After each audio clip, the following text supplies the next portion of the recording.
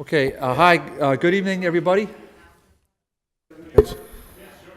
Gentlemen, you got your agendas?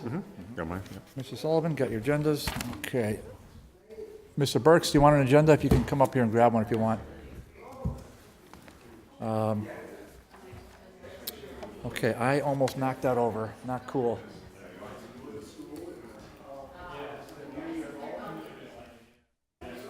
I didn't see the Patriot shirt, too. Oh, yeah, my daughter got me. I just bought it out yesterday. I mean, I said, I didn't wear it yesterday. I said, I got to wear it tonight. Okay, good evening, everybody. It's 6 o'clock. If I could just get your attention. If anybody wants to have a conversation, they can, plenty of places to have in the building. Okay, this is the February 4th, 2019 meeting of the Development and Governmental Relations Subcommittee to Holyoke City Council. Let's see, we have a very full agenda tonight, which is always exciting. But let us first go through the motions here. With me is Councilor Mike Sullivan, Councilor Pete Tallman. Our newest councilor, but not really new, is Terry Murphy, our Ward 2 appointee. I'm the chairman, and I'll take a motion on agenda item 1, please. Motion, take up item number 1. Second. On the motion to remove the previous meeting minutes from the table. On the motion, all in favor? Aye. Ryan sent out the minutes last week. They look great. And I looked at them. They look very thorough. Yeah. Make a motion to accept the previous meeting minutes. Second. On the motion to accept the previous meeting minutes, on discussion, hearing none, all in favor? Aye. Okay, that's good. Get a motion for number 2, please. Motion to take up item number 2 and off the table. Second. Discussion. On the motion made and seconded to take item number 2 off the table, all in favor? Aye. Aye. Item number 2 is City Council invite a representative from Mount Holyoke College to appear before this committee. The ties between our city and this college should be exploited and strengthened, and it just so happens that we have a representative from Mount Holyoke College. If you would come in, Pete, Mr. Murphy, since you're the rookie here, you're going to make sure his microphone's turned on, and that is you right there. Press a button, there'll be a But green light. That's Oh boy, I'll tell you, already. I'm telling you, I picked this up quick. Already. In my day, we used to be able to talk without mics. And I could still do it. it. You still can, eh? Great. Well, thank you for having me. Okay, I don't think that microphone's on. I believe it is. Oh, okay. Oh, There we okay, go. great. I believe it is too now. Okay. Okay, so what I'd like you to do is just briefly introduce yourself, and then we'll just kind of go into it, if you would, please. Absolutely. So thank you for having me. I'm Alan Bloomgarden. I'm the Director of Community Engagement at Mount Holyoke. I've been there for about 10 years.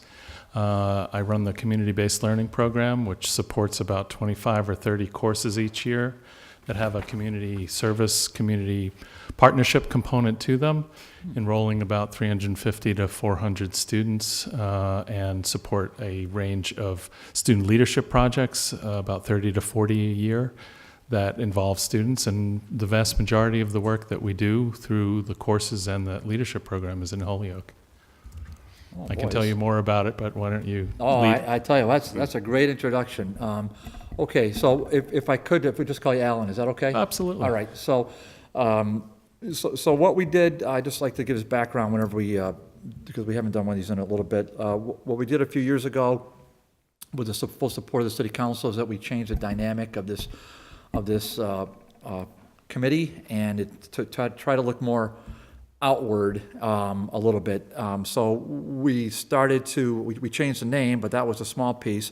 We started to invite a lot of stakeholders and parties interested in the city of Holyoke, and which the city of Holyoke is also interested. And so we've had a vast array of individuals come in, including elected officials, but really non-elected officials too. Namely the superintendent of this Holyoke Soldiers Home, and there've been several others. So it's been a really nice. Tim Brennan from Pioneer Valley Planning Commission, the executive director of the Pioneer Valley Transit Authority. It's been really great. Before I move on, I always like to make sure we Ward 3 School Committeeman Dennis Burks is also with us. So Dennis, welcome.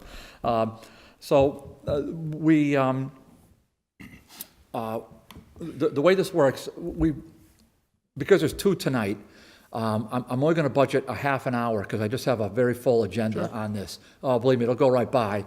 Usually we budget about an hour, but because of all the things we have going on, we last met December 19th, and so we'll be busy from the now until we adjourn for our summer recess. So, Alan, if you would, with that background, this, we just want to hear about your programs and as expansive as you want to be, and then we'll follow up with some questions. This is not a public hearing, but generally, if somebody from the public wants to raise their hand, ask a question, we always suspend and recognize. Okay. So, floor Great. is yours. Well, I brought some copies of an annual report from a couple of years ago I can share with you, if you'd like. Yeah, thank you. There's some extras. Thank you very much. There's some extras for some members of the audience if they'd like to. We have, at any given time, somewhere between 100 to 150 students each week in Holyoke, doing a variety of things. We partner with Homework House. We do a lot in education. Most of our students are interested in doing some tutoring and mentoring. We have students working at Homework House, Connections in the after-school program in the Holyoke schools, Girls Inc. We've had students at the Care Center. On the back page of this annual report is a list of the partners that we worked with in that year. They do change to some degree from year to year, but there are some organizations we've worked with for the entire 10 years I've been at Mount Holyoke. We've had, the last time I was in this chamber was some years ago after a student who then stayed around to become an AmeriCorps volunteer with the Mount Holyoke campus, supporting campus community partnerships, who then got hired by the Holyoke schools to be the director or the assistant director of the Connections program, led a project to what we called Reclaim the Dingle. You probably remember that, Councilman Bartley, because you paid for pizza for the crew that day. Yeah, and I also worked out there for 3 hours in the blazing sun You did. well. Yeah, you did. So right, there were, this was one of my students, worked with Whitney Anderson and others in the city to repave the pathway up the hill behind the high school to Peck, Reclaim the Dingle, yep. several hundred youth to replant trees and to do some other work to make that space safe after it had been identified as an important pathway for Peck students to get to and from town, and a place that was unsafe due to not legal activities happening in there. So with the cooperation of the city of Holyoke, that was a project. I was here to help witness my student receive a commendation from the city council. That's an example of a really impactful leadership project that we've done. I've had students work, I saw Marcos here earlier, we've had students working in the Office of Planning and Development on research looking into vacant housing and eminent domain sorts of issues. We have students currently doing STEM science education work at the Care Center. We bring groups to campus to try and encourage them to be doing college access work. We have Mount Holyoke's international and low-income student population allows me to gain access to students who themselves are the first in their family to go to college, and so they do some mentoring with students in Holyoke around that. And we have a very strong population of bilingual Spanish speakers at Mount Holyoke that for 3 years we had a relationship with the Holyoke Public Schools where we were placing students to do interpretation and translation in IEP meetings and that sort of thing. We have this past semester we had a journalism course that focused on the city of Holyoke, and some of you may have been contacted by those students. I went to the presentation by that class in Mayor Morse's office. And so, there's a variety of things that get done in undergraduate classrooms. Some of them are high quality and some of them maybe are a little bit less so, but we're very grateful for the partners that we have in the city of Holyoke for assisting us with the co-education that happens. The experiential learning that students do through CPL and through the leadership program that my office runs does often lead to greater engagement in the city. Students take transportation from Mount Holyoke and the other 4 colleges as well to come and do tutoring and mentoring here. And we're very grateful for the range of nonprofit organizations, staff, and public agency leaders who help that to happen.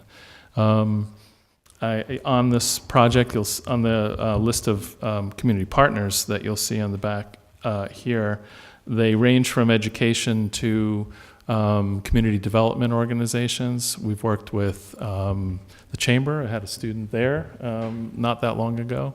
We've had students working in the Trustees of Reservations Office doing environmental work with Nuestras Raíces and Enlace de Familias. Yeah, I could go on, but we've had a long-standing partnership with the Holyoke Public Schools in a number of ways. Our students are doing student teaching there. I actually put a Santa suit on and went and was part of the holiday celebrations at the Peck School for a couple of years going. I think someone picked me as a likely Santa. My mother would be proud. And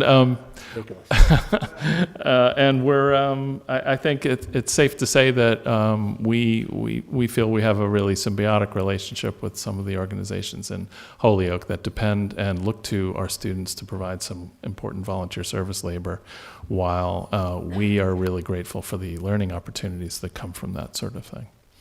So I could talk more specifically about any particular area of partnership if you're interested, but why don't I just leave it there for the moment? Well, that was a tremendous amount of background right there, in just a few minutes. And I had, frankly, when I filed the order, I didn't really have any idea. But I did speak with the journalism students extensively. Great.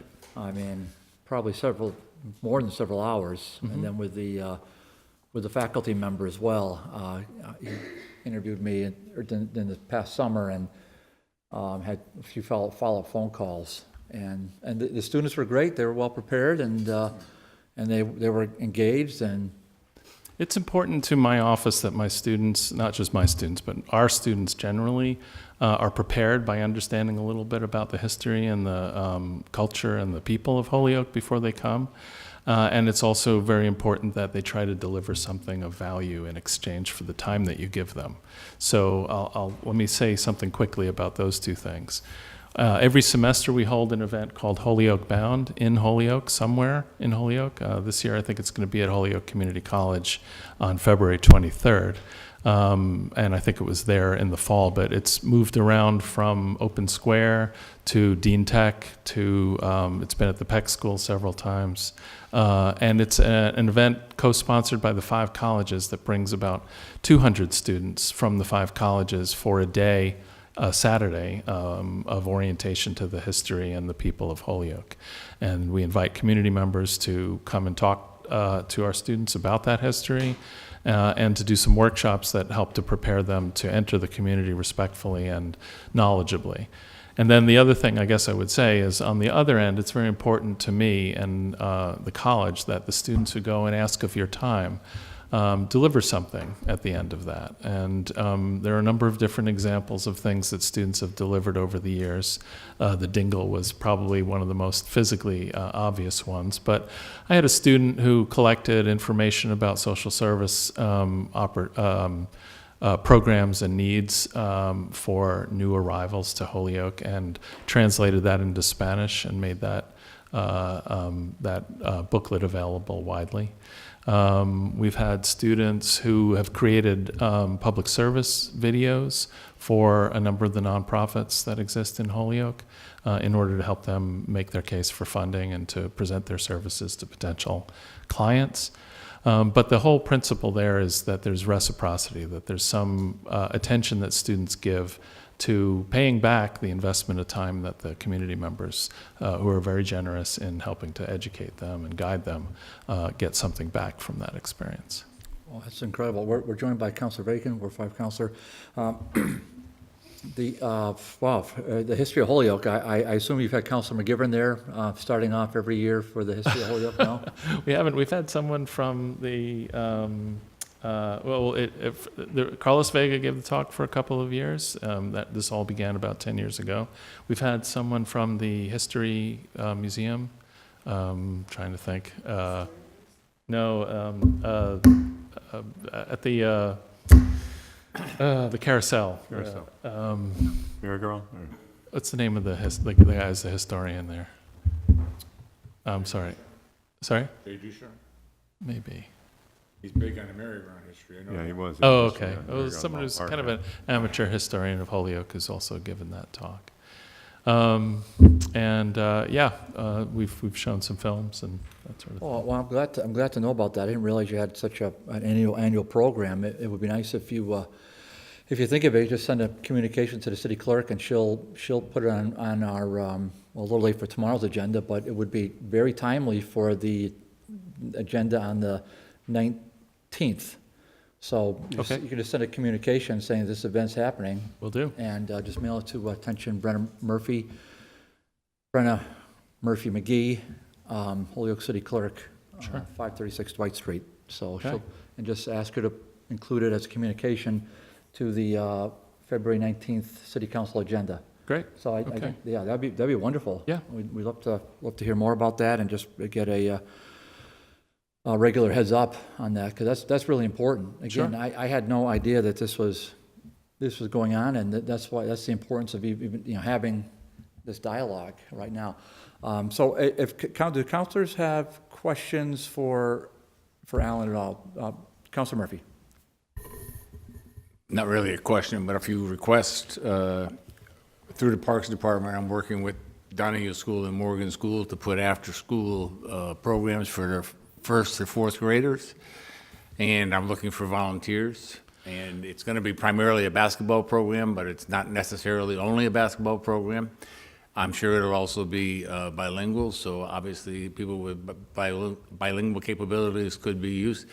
Right now, it's Monday and Wednesday, starting on February 25th at Donahue School from 3:45 to 5:15. And I'm hoping that same week it starts at Morgan on Tuesday and Friday at the same time. We could end up with 20 kids, we could end up with 50 kids, and I'm looking for as many volunteers as possible. So if you've got any athletes or just people, students that want to get involved with kids that we're trying to provide some additional after-school activity, that would be great. And I've got your email here, so I'm going to send you a follow-up on that. Okay. The other thing, I am the Ward 2 counselor, and obviously I am not bilingual. So the fact that you have many people that are bilingual, that if they're interested in community development, politics, or history, and they would be interested in working with me on getting out communications, I would certainly welcome that opportunity to meet with them and discuss it, and certainly would be appreciative of that. So. Thank you. You've given me the opportunity to name our biggest challenge, which is actually transportation. So it wouldn't come as a big surprise to you that getting our students to and from Holyoke is sometimes difficult. For the last 7 years, until this year, we've had a 4-college bus that ran from UMass past Hampshire and Amherst and picked up students along the way and came to Mount Holyoke and then dropped students off at about a dozen after-school program sites. We've had to shrink that, and we're actually ending that bus this year because it's become cost prohibitive. So figuring out ways to get our students to and from school, after-school programs is something we'd welcome any ideas or assistance on. We've tried to advocate with the PVTA for some routes that would work, but they don't all get to the places we need to. We do have some things going at Morgan at the moment, and in fact, a teacher in our athletics department, our swimming and diving coach, has a program that he's been doing there for the last couple of years, training coaches by having them engage with kids at the Morgan School. So it's possible we could assist with some of the after-school programming. Send you an email on Thank you. whatever you can do. Sure. I have a car, but I don't know if it's right with me. I'm old, I can't see, but we'll get with there. Just the lack of public transportation. We heard that was coming, and cuts like that. So we're not surprised, but to hear that. It's always disappointing. I have to say, the college has been, when I arrived, I discovered that they had a afternoon shuttle that ran 5 days a week to anywhere in Holyoke or South Hadley, several runs a week, which has allowed a lot of the activity that I've described that has happened to come to fruition. But as you can imagine, you know, the sort of financial pressures on that have also led us to rethink that, and we're probably going to be continuing a route. We're absolutely committed to a long-standing partnership with Homework House, and we send students to connections at the high school, and I think we've done so at Morgan as well, and Peck.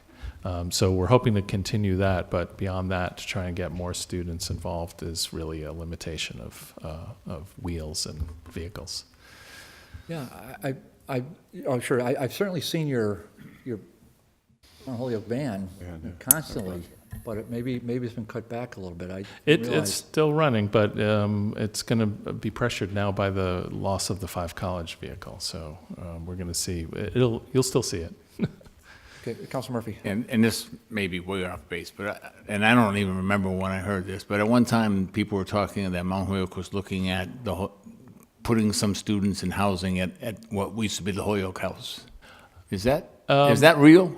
No. No, okay, okay. I'd like to believe that maybe as a consortium, it might become possible for us to think about a off-site residence arrangement. I like the idea. Mayor Morse brought that to our last president at a meeting that I had arranged when he first was elected, and I was then and am still in favor of the idea, but it would have to be accompanied by a curricular plan, you know, an idea of how to make the most of living in the city part of the learning experience for those students for that semester. And that's a kind of ambitious expansion of what we do that, as you can tell from the news about Hampshire College, is not exactly where many of our institutions are financially and developmentally right now. I do like the idea. I think the idea of having an opportunity for students to kind of embed themselves in the city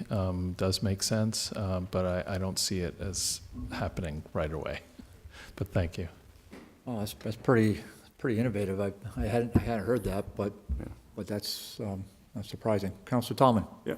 Thank you, Alan, for coming down. I really appreciate this, and it's quite a lot. I didn't realize how much Mount Holyoke does. I'm very familiar with the college. My youngest daughter was a graduate of Mount Holyoke. Oh, great. And got a great education there, and it's got a great position now in a hospital. The summertime, as you know, a lot of students are international students, so they go home probably, but there's some that may be still around.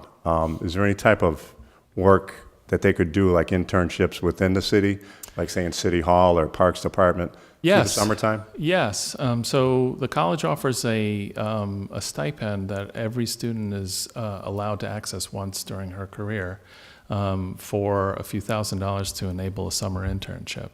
And the biggest challenge, I've wanted to see that stipend used locally. I've done a number of things to try and encourage students, bring them here for lunch, for tours. I've done some things to try and raise the numbers of students who stay in the summer. Their biggest challenge is that out of that modest stipend, which they usually think of as ways to help to pay for their academic learning during the year, they also have to pay for housing. And that's usually the biggest disincentive, particularly for students that don't have cars, because then getting housing in South Hadley and trying to work anywhere else becomes a transportation headache. If we could address some of the transportation issues, I feel fairly certain that the connections that students get during the year would readily lead to internships during the summer. But at the moment, the numbers of students that do that either here or in Springfield are still quite small because of the significant expense of figuring out their housing and their transportation. Yeah, because I think in a community like Holyoke, we could always use people, college students, to help in several different agencies in the community. And yeah, well, the school programs that hire have been successful at recruiting some students. So Connections has had summer programming, and they've succeeded in bringing some Mount Holyoke and other 5 College students to work there during the summer. But as I say, there's internship money students can have if they can overcome the transportation and the housing cost issues, then staying here, I think, would be an attractive proposition. Right, and then I too was interviewed by one of your students. I think she was in the newspaper, Oh. wrote for the newspaper journalism, and had a great conversation. And Great. sat down for about an hour and a half, and told my thoughts on Holyoke and the community itself, and for the students to be that involved and want to know what goes on here. And I think some of the students actually came down here at some of the council meetings and committee meetings, are involved, in that way aspect. And I think that's something I think our community, our city has to, keep that bond and keep that growing, for the good of everybody. Well, we're very grateful for the time that you give them. We know that it doesn't always yield a paper or a report that is dramatically new information for you, but when it does, sometimes we hope that students are delivering on that promise. Yeah, thank you. Yeah, I was going to, Council Sullivan, yep, go ahead. Yep, thanks. Alan, I think we met once before down on a demolition site here in town. It's quite possible. Yeah. I spend a lot of time here. A lot of these programs are taking place in the city here.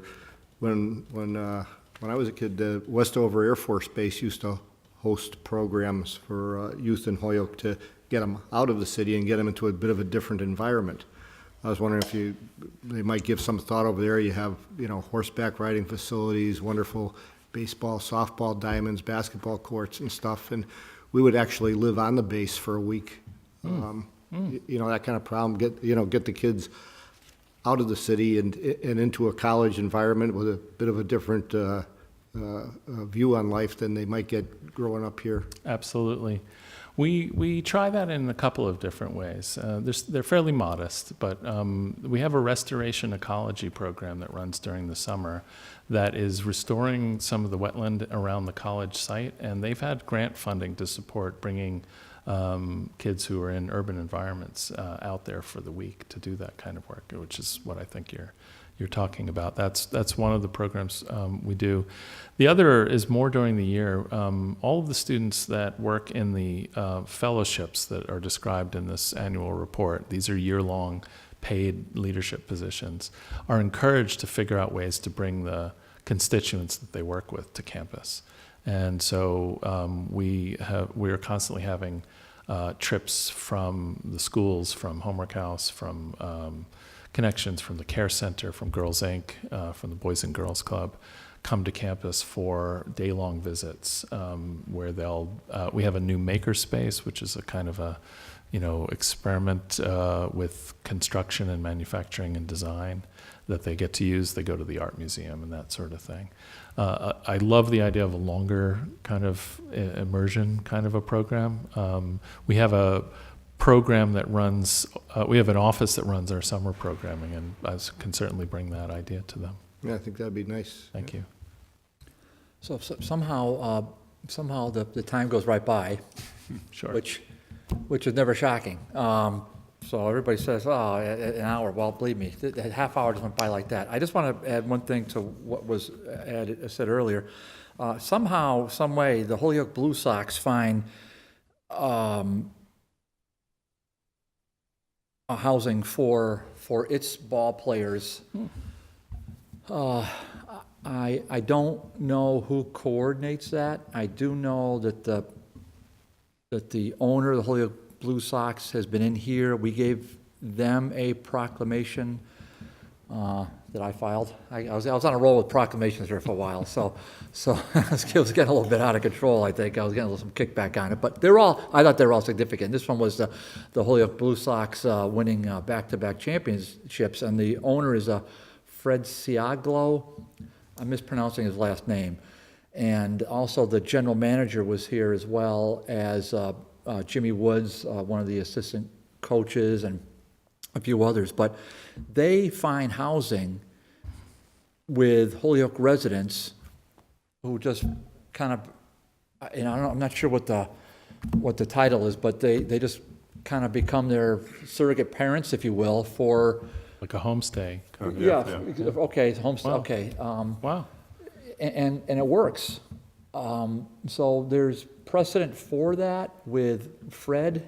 If you email me, I can certainly send you Fred's cell phone number and contact information at the Blue Sox Sounds great. as a follow-up, Alan. Excellent. So happy to, well, I just had no idea, so I am just really impressed. Thank you for coming earlier. Would you just remind me of the student's name? I don't want to put you on the spot. I'm blanking her name. Stacy Funston, who did the work. Yeah, She worked for Connections under George Thank you. Castellano for a couple of years. And after she was a dance student at Mount Holyoke who organized the mentoring program at Peck and then led the Reclaim the Dingle project. Yeah. That was an incredible day, and I think that was 2012 or 13. It was early on in my tenure, so I don't recall the year, but it was really hot, blazing hot day, and she had, man, it was like just an army of volunteers doing all sorts of things, and Yep. She's in graduate school in education now, but she enjoyed her time here working for the Holyoke schools, and we've had a number of students come out and take those kinds of pathways here in the city once they've become engaged, and I've got several alumni working with some of the nonprofits in the area now. well, I hope you'll take an invitation at some point in the next year or two to come back when we have the regular hour. I'm sorry we're jammed up tonight, but thank you right. so much for the Oh, it's a for the pleasure. brochure, and thank you to Mount Holyoke for all it does for the city. It's really heartwarming. Well, we can't do community partnership without the community's partnership, so thank you very much. There you go. Thanks. Thanks. If I could just get a motion, gentlemen, on that order, please. Comply So with the item number 2 has been complied with? Second. on the motion that agenda item 2 has been complied with, under discussion, hearing none, all in favor? Aye. Aye, okay. If I could get another motion, please. Motion to take item number 3 off the table for discussion? Second. On the motion, take agenda item 3 off the table for discussion, all in favor? Aye. Aye. Ordered that the city council invite Mr. Barry Feingold, the new president, we have to confirm that's his title, of the Holyoke Chamber of Commerce to come before us. And look who's right on cue. Look at this. Don't even have to say anything. Just comes right through the gate like he knows what he's doing. This is exciting. Has some political skills too. I like that. So, okay, Barry, welcome. And is the green light still on? Green light is on. Okay. I'm pretty loud though, so That's, people know I'm very loud. You probably want to turn it down. no, that's okay. We All right, guys. we turned down Councilor Murphy's mic. That's the only mic we turned down. So, Barry, welcome. Thank you. It's great to finally. Well, we've met several times already, and but it's great to have you in here. And this is a wonderful order that the council president filed, and it's really important that we have this to have this opportunity again. We're gonna go to about 7, maybe a little after 7. It's the same thing. We're gonna have to invite you in, I know, for the regular hours sometime, but we'll manage with the time we have. So Barry, if you want to just give a little bit about your background, and then we can, and then however you want, maybe a little bit about your background, and then maybe a little bit how you envision the chamber engaging with the city, and whatever else you want to talk about, and we'll take it from there. Yeah, try to be as quick as possible so we can have a little more of a conversation. I know Pete knows me, Linda, of course. You guys pretty familiar, I think, with my background at this point. It's been about 4 months that I started at the chamber, a little over 4 months. What's your title? I'm the president. You're president. Okay, thank you. President. Okay, president of the Chamber of Commerce. Okay, all right. Yep. Thank you. So I took over from Kathy Anderson. I'm sure you all know her. Oh, wonderful. And Yeah. Kathy went on to the medical center, and so they started to do a search back in the summer, and they're looking for a new president of the chamber. And I found out about it through all the different sites and executive searches, and it was very exciting. One of the first things that intrigued me about it is, obviously getting back into the chamber world and back to my home state of Massachusetts. I'm originally from Lexington, so the other side, of course. But after I was in Lexington, I was running another Chamber of Commerce, actually, in the Milford area, Milford, Mass. That's actually a 10-town Chamber of Commerce. So a little different than this style of a chamber, where this is really just, a greater Holyoke Chamber of Commerce. That was a 10-town chamber, a lot smaller towns, 10 board of selectmen, 10 town managers. So this is refreshing. I have one city council, one mayor, who I think I've got an excellent relationship with, by the way, now with Alex. Alex is wonderful, and I think he really gets it, working together with us. A little more about myself. I think one of the things that they liked about me is that I am bilingual. My wife is from Peru. We met down in Lima. And Pete, you and I have been talking about this, the club of Americans with Latinas, or gringos con Latinas. I met my wife in Peru. I got my degree in Spanish and Latin American Studies from the University of Vermont. And I ended up down in Peru, kind of with that in mind. And we met down there, and our kids were both born there. And one of the first jobs I had down there was working with the U.S. Chamber, the U.S. Chamber of Commerce. The U.S. Chamber's about 3.5 million members, I believe, biggest federation, business federation in the world. And they have what are called AmChams, American Chambers of Commerce, all over the world, where they promote U.S. relations with the host country. So I ended up meeting these guys down there, and got the job there. Was there for about 12 years, running the chamber. And then we decided to come back to the U.S., let the kids learn English, and that's where I got the job with the Milford Area Chamber of Commerce.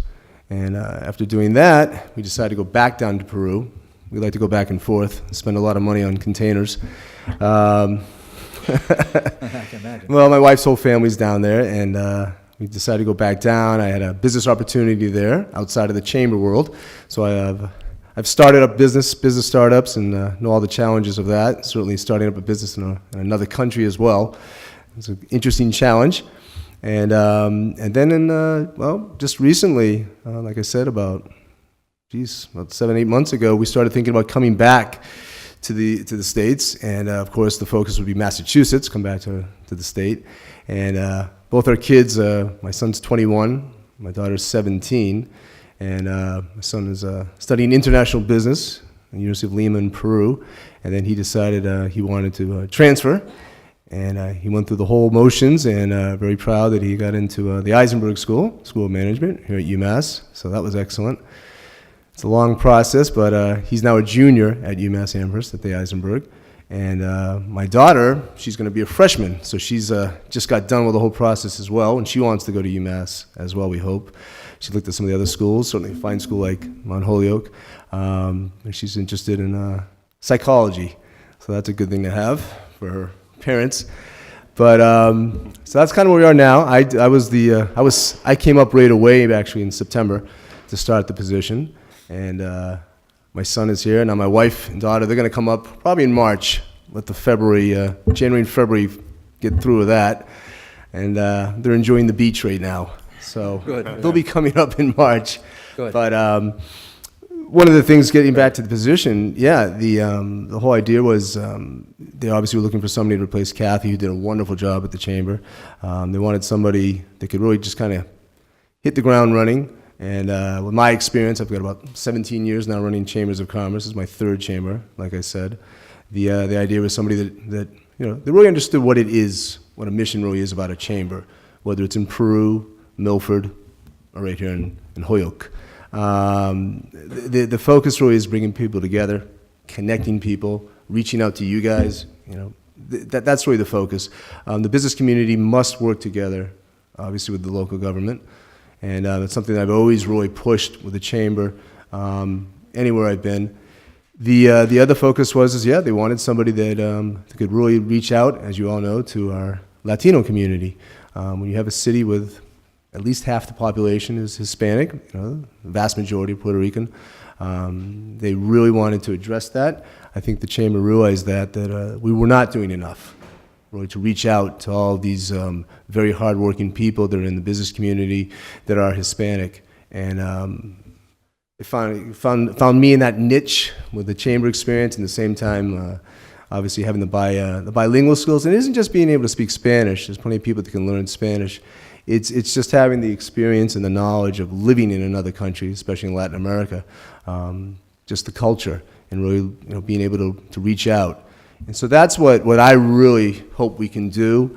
And I've got a fabulous board of directors. Our chairman of the board is Kevin McCaffrey, works with Alan at Mount Holyoke. Kevin's the vice president for government relations with Mount Holyoke. And they really appreciated that. So we want to do that. That's kind of one of our big missions really, is to kind of reach out and work together, the whole business community. And I think that's something that we need to do better of. So that's where I am now. Well, that's fantastic. yeah. Yeah, I really appreciate all the energy you're bringing. The several times we've met, I've always come away with a positive memory. So thank you, Barry. Thank you. Any members want, Council Sullivan? Thanks. Hey, Mike. How's it going? Good. We talked Yeah, on the I guess phone, a yeah. week or two ago. That's right.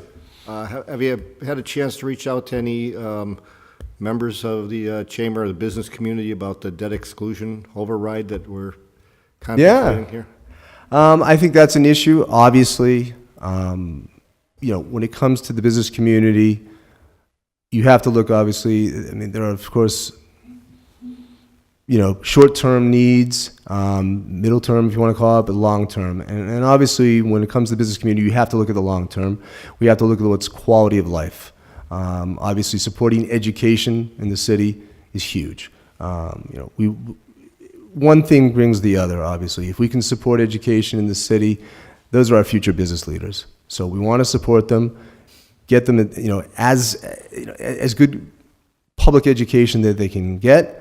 I think we all know that there's a lot of work that needs to be done. A lot of work has been done. I think the superintendent's done a wonderful job. He's really trying to, advance from what it was, the receivership, to get Holyoke really where it should be, especially the graduation rate with our seniors. And I've talked to a lot of our members and our Government Affairs Committee as well. When you look at that, you look at the infrastructure of the city, and I'm just still really trying to get up to speed on all that and talking to Pete and other people, what the situation is here. I think it's pretty obvious there is a need for new schools. And I think, and I'm sure all of you have discussed this a lot more than I have. The question is how do you go about that? You want to improve the quality of life, you want to have that education, you need more schools, you need better infrastructure. That brings, of course, more teachers. The teachers stay. You got to cut down that turnover rate. At the same time, you got to keep the kids in school. So obviously, that goes hand in hand with the other. The kids stay in school, they get the business experience, then they go on to become our business leaders. At the same time, as a Chamber of Commerce, our focus is promoting commercial investment, economic development in the area. We work with Marcos, of course, and the mayor. We need to promote that. So, on one hand, you want to improve the education. On the other hand, we can't put up challenges that are so difficult, obstacles that are so hard, that it could be detrimental to investment and commercial investment and economic development in the city. So I think there's a dialogue that has to be. I know you guys have been involved with it. We're kind of in the point right now where we're trying to get more educated on it. In our Government Affairs Committee, we had an excellent meeting with the superintendent. They did a presentation on the schools and the justification, the need for the two schools. And then I think really the discussion has to be about how are we going to pay for that? I mean, that's the elephant in the room. Right, and I don't think there's anybody that disagrees about the need for it, the desire for it. I'm sorry? I don't think there's anybody I've spoken with that disagrees about the need or the desire for it. Sure. Or to go forward. My real question, the heart of it is, what is a $42.50 tax rate for the business community? Mm-hmm. How is that going to affect the business community, the existing community? Mm-hmm. And what do you think that does as far as attracting new businesses to Holyoke? Yeah, of course, and you're right, Mike. That's obviously a concern. When anytime you go over $40, it's a concern. Like I said, with the other chamber, I had 10 towns, and we were doing obviously dual rates and always tax classification hearings. That's always a big subject because how much does it affect attracting investment? That's the question, and to be completely honest with you, I don't know that yet. I don't know, we're just really trying to get up to speed on what is the situation, what alternatives there are. If we're talking about debt exclusion, tax override, we're talking about bonding, not talking about bonding like you and I talked about. I'm not in the position to say this, we're in favor, we're against this, not. What we are in favor of is education, and improving the education, the infrastructure in the city. But we also need to say is what would be the effect if it does go, like you said, to 42 for the commercial rate. How much time are we talking about? Will they be planning? You're all business. You guys all have, other jobs. We're all business people. Linda too, and everybody. We all need to know with our budgets. If there is going to be a rate increase, how is it going to be structured? Is it 1 year, 2 years, 3 years? Is it going to be 2 years? Small businesses especially, you need to know in advance so you can budget for it. Then our concern is how are we going to present this? This is a sacrifice. This is going to be painful. If it does go through, it's going to be painful. Of course it is. But at the same time, we've got to explain why you're doing it. And I really kind of put that right back in you. You guys are the city councilors. You guys have lived there probably most of your lives. You know what the needs are. You know what needs to be done. Is there a way that's fair so that our business community can continue to grow and that we can start hiring these kids when they get out of the school? That's something that I really noticed. We had an event over at the Dean campus at the high school, and talking a lot with Mass Hire, Dave Godair, and Gladys, of course, who's on the board with all you guys, and we're talking about that when it comes to these internships, whether we're going to try to do more internships and shadowing. We're talking about with Mount Holyoke, the same thing. We need to keep these kids in school. And so that's almost like the more immediate thing to me right now. How are we going to get these kids to graduate? So the graduation rate goes way up when it comes to graduating from Holyoke High School. Something that I'm excited about working more with, especially when it comes to the Hispanic population. We want to keep these kids engaged.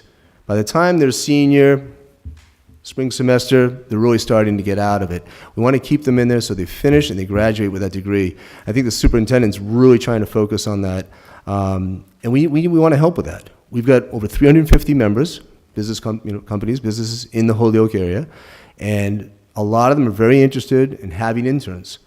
They'd love to have these kids come and find out about it, whether it's in the health industry, law, whatever, any kind of business you can think of, graphic design, social media, accounting, finance. We can give these opportunities so these kids can get some experience and stay in school and graduate. Again, getting back to you, the real question is right. What is the best way to go about this? How much can the state help us when it comes to financing it? We know more or less, we have an idea, right? So if you only have a couple alternatives, what is going to be the decision? You have your property owners, of course, everybody's concerned.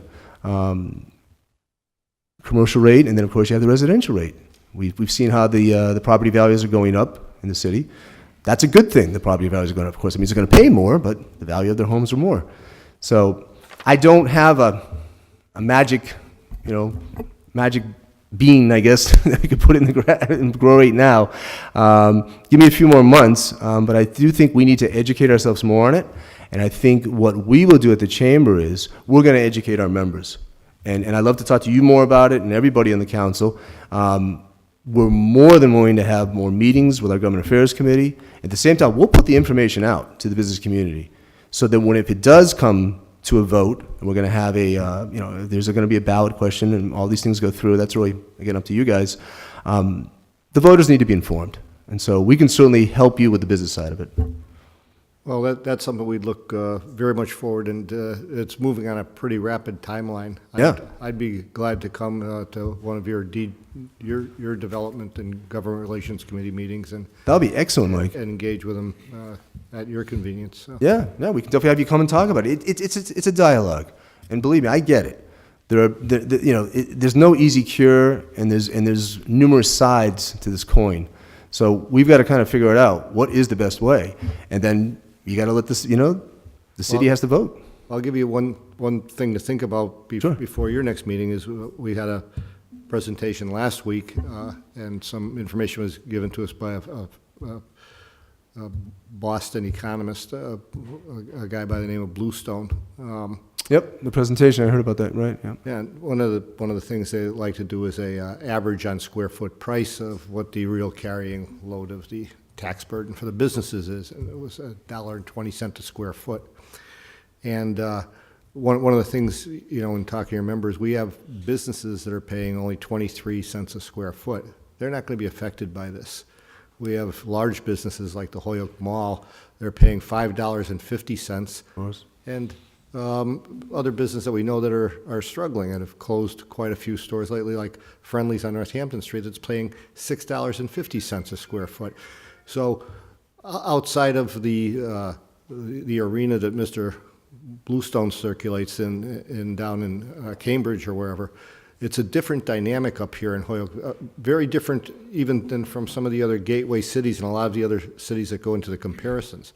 So it would be very, very helpful you've got a diverse group in the chamber of business owners, the size of their business, to get a really broad picture of how this affects Holyoke businesses. Because what I see from the numbers that come on an average across the state, we stand out by ourselves. I think it's a very good point. Statistics are, important to have, but when it comes from Boston, you need to have somebody here, boots on the ground. I mean, you're the business people. You're the people that live in this city, lived there all your lives, and you've seen the pain, you know what the costs are. So again, yeah, the statistics are one thing, but we know really firsthand what the cost will be. There's a cost and there's a benefit. So I think it's important to have more of a dialogue. I just think that there's not enough education yet out there. Education in the sense that, for the voters, for the residents, to really understand what the alternatives are.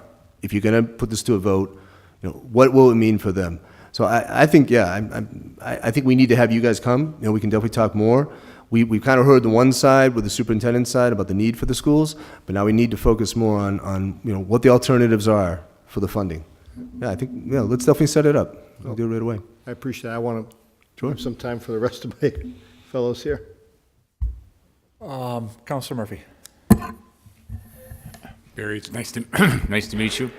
Nice to meet you too. And congratulations on your new job. Thank you. Let me go into a way that we start to make our city better. So what do you think are the greatest challenges that we have right now, both to keeping what we do have, but also to attracting expansion of those businesses and attracting new businesses? What are our major challenges that we can deal with or that we can help you deal with that will start making Holyoke more of an attraction for businesses to come into?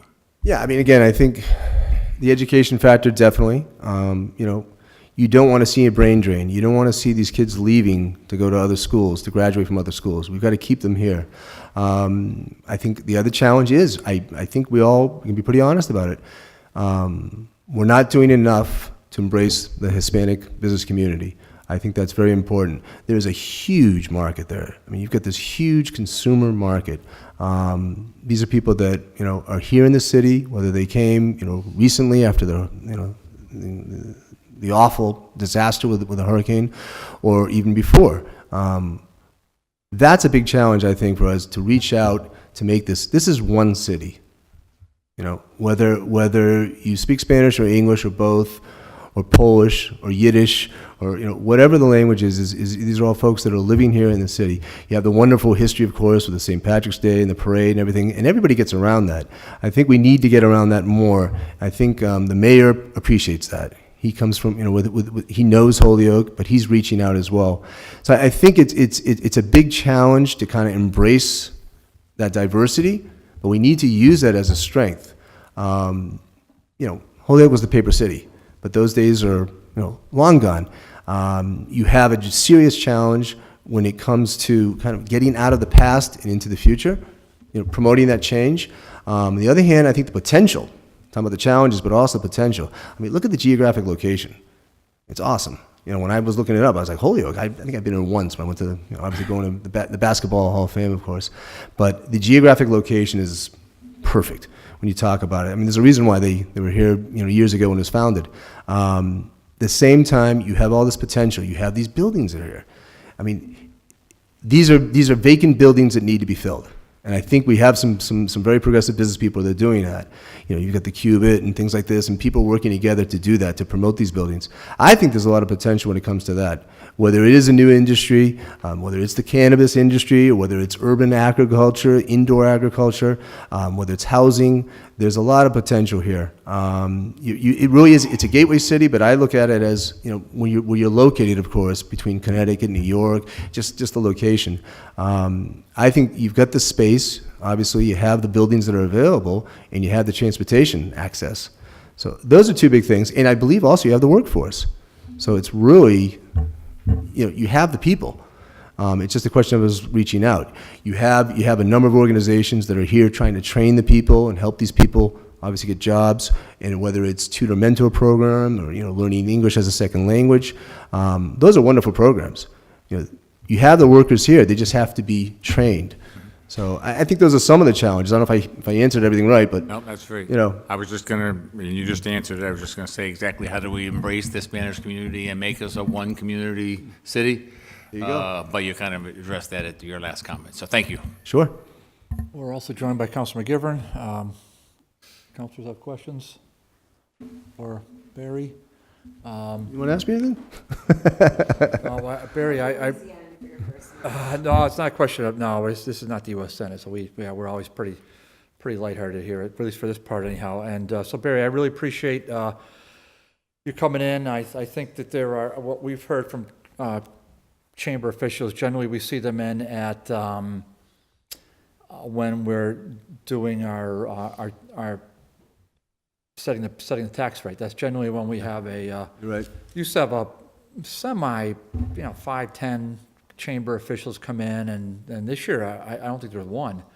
I think in years past, we also asked the chamber to at least look at the city's budget, but it was, I'm only just speak for myself, it was a half-hearted attempt to look at the city's budget. There really wasn't anything substantive that was presented by the chamber. So that we tried that for a few years. I feel like that fell flat, and it was as if the chamber officials didn't want to make a comment and rock the boat a little bit. So leave it to the mean city councilors to cut the budget, and that's okay. But and there really is a dynamic between the chamber and the mayor's office for sure. You can't deny it with monies too. Going back and forth between the city of Holyoke directed to the mayor's office to the Chamber of Commerce as well. So you can't deny that, and I don't think that was ever really. It wasn't said, but we in this room know it, but nobody really made that explicit, and so there's that dynamic, and do you bite the hand that feeds you? Generally not. So that if you're not going to make a hard look at the budget, so what do? They come in and point their laser beam, such as it was. Use that in air quotes. It wasn't much of a laser beam, I can assure you. But they point at the city council, because the city council really has, at best, an indirect touch with contact with the Chamber of Commerce. But that's why I think Councilor McGee's order was an excellent one to have you come in. As I said, I think all of us here have met you several times, and we're happy to have you come anytime in the future, maybe in a year or two or a year or whatever, when we have the regular hour, and we can talk more about items such as, is this 350 members? Is that normal? Is how many members are in the Hispanic community? How many in the chamber? How many have you recruited? How many are you thinking of recruiting? What types of businesses? Well, what skills are needed? Specifically, what skills are needed? What specific businesses are looking for what such skills? What do they want? And I don't call he's not a superintendent, he's a receiver. He's a state-appointed receiver. You're right. So let's be real about that. Yeah. All right? It's a state-appointed receiver, doesn't live in the city, makes $185,000 a year. So let's be real about it. And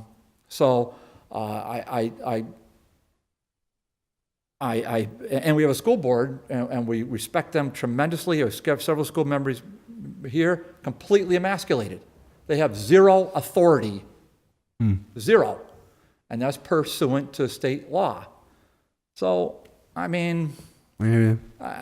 so we have a receiver. He's a wonderful guy. Is he going to pay a penny of the tax? No. Doesn't live here. Will not pay a cent. So his idea is to have the X millions come in, build 2 new schools that we all agree collectively are needed. But is that the way to do it? I don't know. I don't know. So at any rate, that's just my spiel. I don't see any of the counselors with questions. Councilor Sullivan, we got about a minute, so keep that in mind. No, I just wanted to thank you for being here. I want to let you know we're not here to beat you up. Oh, no. We're going through a pretty close thing. One other, we've been told we're not friendly. so, Who said that? oh, a lot of people around. We're very mean, Yeah, we're nasty. very mean. I don't think that. But Okay. if you could, one other thing to look at before we get together next time, I've heard this number is 300 to 350 members. That's one half of the equation I've heard. How many members were in, I don't expect to answer now, if you could check that out, were in this Chamber of Commerce in Holyoke, 25, 30 years ago? Gosh, yeah, that's a good one. I've heard You the could ask number. maybe Doris. Doris might know. We can go back in the books. Yeah. Well, it tells us what direction Oh, yeah. businesses. It's definitely grown. I can tell you it's Yeah. been positive growth. Oh, yeah. Yeah. That's a very good question. Look, and I know we got to go, but look, this is what it's about. Right. You guys, you have jobs when you're not doing this, of course. And so you can appreciate the need to have a chamber that can work with you to help promote your business and come to our events. You're always invited. Please come to the events and see. It's casual. The idea is people do business with people they know. And so the idea is the same thing on a government level, whether it's local, state, or federal. You have a dialogue. We start to build relationships with each other. You're going to do business with each other, and we can support you, and obviously you guys support us. We need to work together. And I don't see it as antagonistic at all. I don't think this should be negative.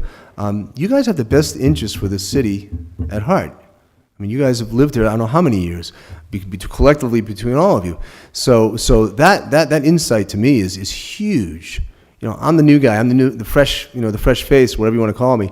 But we have the energy, and I have the interest, and we want to work with you. We can figure this out. You're going to have to. I mean, if you don't figure it out, what's going to happen? You're not going to have the schools. We're not going to advance.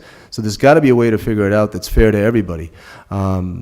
This is a process, and again, I can come to more of your meetings whenever you want me, and we can come. You can come to ours. But we've got to reach out to you. That's really my job. I've got to reach out and have a good relationship with all of you. No, I'll go to yours. I'm more than Yeah. happy. I'm looking forward to it. Sure. And, what I want to make sure is that we don't do something with a debt exclusion override that, in 10 years we're meeting and you have a membership of 35 instead of 300. That's a very good point. Well, Yep. well, at any Well rate, taken. yeah, Barry, really, so thank you so much Yeah. for carving out some time to be here with us. It really means a lot.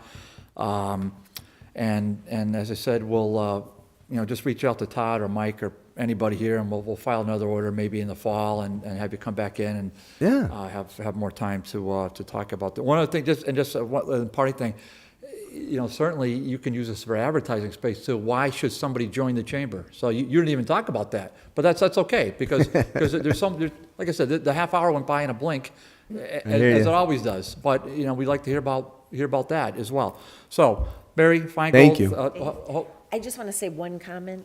Counselor Just that Bacon, yep. Thank you. That it was a nice event over at Marcotte Ford. Oh. And so it was very nice to highlight the expansion of that business in the city and how long-term they've been and bringing people together there. I thought that was a nice event. Yeah, And wonderful family. Counselor Bacon has a good point. I happened to attend. Counselor Tom was there. There was a fine address by the Cubit co-owner, gave a Dennis. wonderful Yeah, and it presentation. addressed a couple of different approaches. It was- Tim Brennan gave a very nice address about the north-south rail line, and then seeing what Brian Marcotte and Mike Marcotte have done at Marcotte Ford, and who else was there? Gary Rome. Gary Rome. Yep. So I mean, what does that say? That says a lot about collaboration and business. These guys are direct competitors in the same municipality, and here Exactly they are, right. Here they are supporting each other. And I'm sure if we went up to a event Gary Rome's, that Brian or Mike were there as well. And so We're going to be that's- there at the end of the month, February 27th. We have an after hours at Gary Rome's. And Mike is going to be there, because, Mike Filomeno, he's general manager at Marcotte. He's our chair-elect of the chamber. Yeah, Mike's a And wonderful it's just guy. a very good relationship. Again, it's putting the product on the shelf, and the product is Holyoke. Let's all work together to sell Holyoke. And then they can decide who buys a Hyundai or who buys a Ford. That's up to them. All right. Okay, Thank thank you. you. Can I get a motion, please? Motion that the item's been complied with? Second? On the motion that the order's been complied with, under discussion, hearing none, all in favor? Aye. Aye, okay. Barry, thanks so much, really appreciate it. Thank okay? you. All right, I guess just moving right along here, is anybody here for 15 Shepard Drive? Okay, great, okay, Thanks. Barry, thank you, thanks so much, thank you. Thanks, Barry. Thanks, okay, thanks for coming out. Okay, if I could get a motion for number 4, please. Make a motion to take up item number 4 off the table for discussion. Second. On the motion, take item number 4 off the table. All in favor? Aye. Item number 4, order that the Board of Health and Building Department review 15 Shepard Drive and the concerns about expanding their driveway and excessive parked cars on property and report back findings to the DG&R committee. And with us, we have the Building Commissioner, Damien Cody. Welcome, Damien, welcome back. Commissioner Cody, what's happening here? Okay, so I spoke to Brian, first of all, in the Board of Health, and we discussed there's not really an issue with the Board of Health, so I don't know if he reached out to you guys, or it's just going to be me here. He's not reached out to me, Okay, so. I can give you the history. The property was a single-family home. It's been converted to a licensed group home for people with needs, and they've done everything on the up and up since the start. So it's been a conversion of the garage to another room. They put a full sprinkler system in. They've gotten all the permits and inspections. It's been occupied. So in the conversion, the garage, which had parking, they took that out, well, they're gonna take out the driveway, but there's no garage there if you go down the street. And they are putting in a parking lot to the side, which is going through different permits through conservation and things like that. But otherwise, that's also allowable. On our end, there really isn't anything that they've done incorrect. They've asked for the permission, we've done the full reviews, we've permitted everything, even the city engineer who gets the curb cut. They approved that. The curb cut, because it's a move where the driveway is, it goes from one spot to another. So I confirmed that with our city engineer, and that's fine as well. So I don't know if you have specific questions, but. The maker of the order is not present, and so, Counselor Tallman. I'm not totally up on what he was actually looking for, but I'm very familiar with the area. I used to deliver mail up in that area, and when they moved the group home in there, very familiar, I guess. Before everything was happening, there was a lot of cars parked out because it's 24/7, the group home, so there's always somebody there.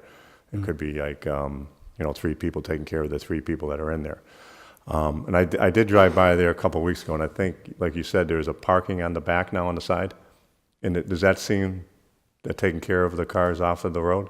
Because I think that was a big thing. A lot of people in that neighborhood, Right. The cars are parking on the street. Sometimes they're blocking them getting out of their driveway somewhere. Right, and we've had a lot of complaints over the last year about it. On one end, our zoning will tell us that a single-family home has to have 2 parking spaces off-street. So if somebody wants to build a new home, or in this case, this one had more than 2 to start, because it had a garage and a double-wide driveway. And they've took it upon themselves to put in this parking lot, which should park at least 8 cars. I couldn't find a striping diagram here, but the parking lot's bigger than the house. So, and it's only a single-story house, so it can park more cars than it needs to. So they're meeting the regulations. They are getting them off the street, and they've done it on their own, because in reality, there's nothing that says you can't park on the street there, just like there's nothing that says you can't park on the street in most Right. of the city. Right. All day long, they could park people up and down the street. They don't even have to live at that house. So the neighbor's concern should be solved on that, because the people that are working there and living there have a private, essentially parking area. They put up a 6-foot fence around the whole thing, and where they're located, I don't think you can see into there to see how many cars are coming and going. So, Did you say that there's an 8-car parking lot? it's a guess. It's got to fit at least 8, yeah. Now, This seems Now- very low, yeah. okay, this is where I got to ask you to weigh in. Maybe not now, but maybe with a separate order or something like that, Damien, down the road, or if you want to say communication. So in a single-family zoned area, that the residential home has paved enough space to park 8 cars off-street, and you're saying to me that there's nothing in the city ordinances that would prohibit such an occurrence? Well, it's the opposite. We actually require it in most instances. So, Wait in a this minute. case, this is what the neighbors wanted, and they got it. And they have a double lot, so it's off to the side and the back. How would we, Well, the zoning is dictated by how many units you have. So if you have a two-family house, you have to have 4 off-street parking spaces, and you have to put it in the rear. So technically, even by our zoning, if you have a 3-family, you could have 6, a brand-new home, this is. If you have a 3-family home, that's 3 dwelling units, that's gonna be 6 off-street parking spaces. That's either in a garage or at the side or beyond. 6 is a lot, that's only 3-family. Right. So in this case, my point is we have a single-family home, and we allow parking for 8 cars now off-street. Now, to me, that seems counterintuitive. I would think that there'd be a cap, because if you're in a single-family zoned area, why would you want to have an asphalt, jungle in your neighborhood, really? Why would you want that? Why would we want that? I'm just saying, to me, maybe that's a semi-rhetorical, but I'm going to file an order to that effect, because to me, that doesn't seem, it doesn't seem like that would enhance property values if you have, in single-family zoned areas, if we allow parking for multiple, up to 8 cars. I don't know, it doesn't sound, I don't know, it doesn't sound attractive to me, but be that as it may, the maker is not here. Is there anything else you want to add? Well, I mean, you got to understand, this starts with, these are exempt uses. So the state through 40A, Chapter 40A, Master General Law, exempts these uses. So the city doesn't have a choice but to allow things like the agricultural uses and the religious uses, and in this case, group homes where they're licensed through the state. They're going to go there. So then what we're left with is we can regulate the dimensional regulations, the bulk, the height, the setbacks on parking, things like that, basically the exterior. So the choice is yours. If you want to have it, I have no personal opinion about it. If you guys pass an ordinance that says there's no need for more parking and there's a limitation on it, that just means the cars are going on the street because we can't limit the use on the property. And then we'll give them maybe dedicated parking spaces on the street. But this is a case where the neighbors clearly spoke out and said, we don't want the cars on the street. Right. So the city council, through with a mayoral approval, can make any changes that we deem is in the city's best interest to the public ways. Relative to Chapter 40A, the city of Holyoke is more than bent over backwards and is in compliance with that law more so than virtually any municipality in the Commonwealth. So I think we're good to go there. I think what I said is not bucking Chapter 40A. I think what I said is that in a single-family residence, why in the world would we want to have parking, off-street parking for 8 cars? So meaning that you're paving, how big is a parking spot? 9 by 18 or something to that effect, so multiply that. So that's, whatever, that's 108 square feet. I'm just it's more than that, 90 plus, so that's 150 square feet, multiply that times 8. So you're looking at about 1,000 square feet of off-street parking in a single-family zone residence. Does that make sense to you? It doesn't make sense to me. Councilor Bacon. Thank you, Mr. Chairman. I'm just recalling a big debate that we had when they wanted to put parking in the residential zone in Ward 7 relative to the Mountain Park venue up there. And there was a big debate about allowing parking in RA, but what we didn't really get into was the cutoff, because I think they were looking for many more spaces than 8. So we didn't really get into a discussion of the minimums, but it was very well known that we would have had to change the ordinance to allow parking per se in the RA zone. So I think the question is, for the RA zone, when does it turn into a parking lot in comparison to parking for the home? And it does sound like 8's a lot for a single-family home, regardless of who's in there. But that was the big debate and discussion, and I'd hate to think we're kind of changing our ordinance by practice rather than actually changing it. So I think maybe what we need to understand is what the maximum in the RA is, and maybe not this minute necessarily, but maybe we could just have a reference on where that comes from. I mean, I just don't remember that level of detail at this point. Yeah. but that Okay. would be helpful. Thank you, Councilor Bacon. Councilors have questions? Seeing none, hearing none. Commissioner Cody, I thank you as always for being here. I think we can get a motion or to comply with at this juncture, but, Motion that item's been complied with. Second? okay. On the motion that the order has been complied with, under discussion, hearing none, all in favor? Aye. Okay, so moved. Let me just mark my notes, please. Give me 2 seconds.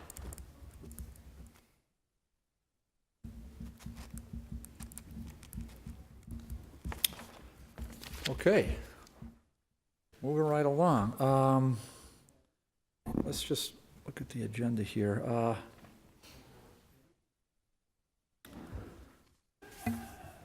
Why don't we take up item 5 at this point? So if I could get a motion on that, please. Motion to take up item number 5 off the table for discussion. Second? On motion, to take item number 5 off the table. All in favor? Aye. Ordered that OPED provide an opinion on the possible effects of a debt exclusion override on the existing business community and the consequences for new business attraction. So this is filed by Mike Sullivan. I understand this was taken up last week in finance. I did not attend that meeting as I had a personal family matter to attend to.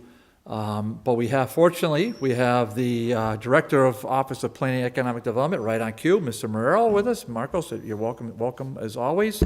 Thank you.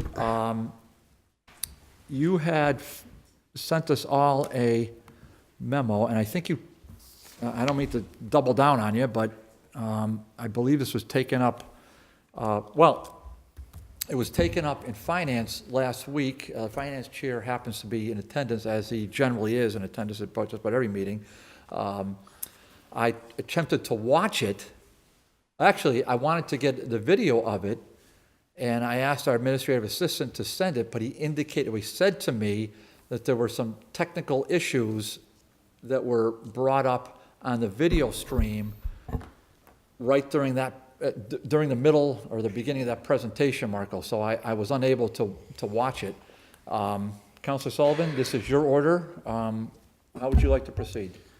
Well, it's a pleasure, someone's a pleasure to me. I don't want to make Marcos go through everything he already went through. Just one quick comment on the video stream. It just also seems interesting that what it was replaced with was Mr. Vega speaking about the need to do the schools, which was, kind of, for me, stinks of political censorship. But having said that, let's continue. Well, how do you want to continue, Mike? Do you want to give a brief overview, or do you have some new things you'd like to present, Marcos, or add to what was discussed the other night? I have I haven't revisited the opinion since then. So, I mean, whatever. I know several of you were here, so whatever the committee would wish. If you have any further questions, I'm happy to address them. Yeah. So for the public, the video and the audio for that entire discussion has been restored. It is available online. It was quite a lengthy presentation. There was a couple of things that did come up. I'd like to just take a moment now to inform Marcos and the public.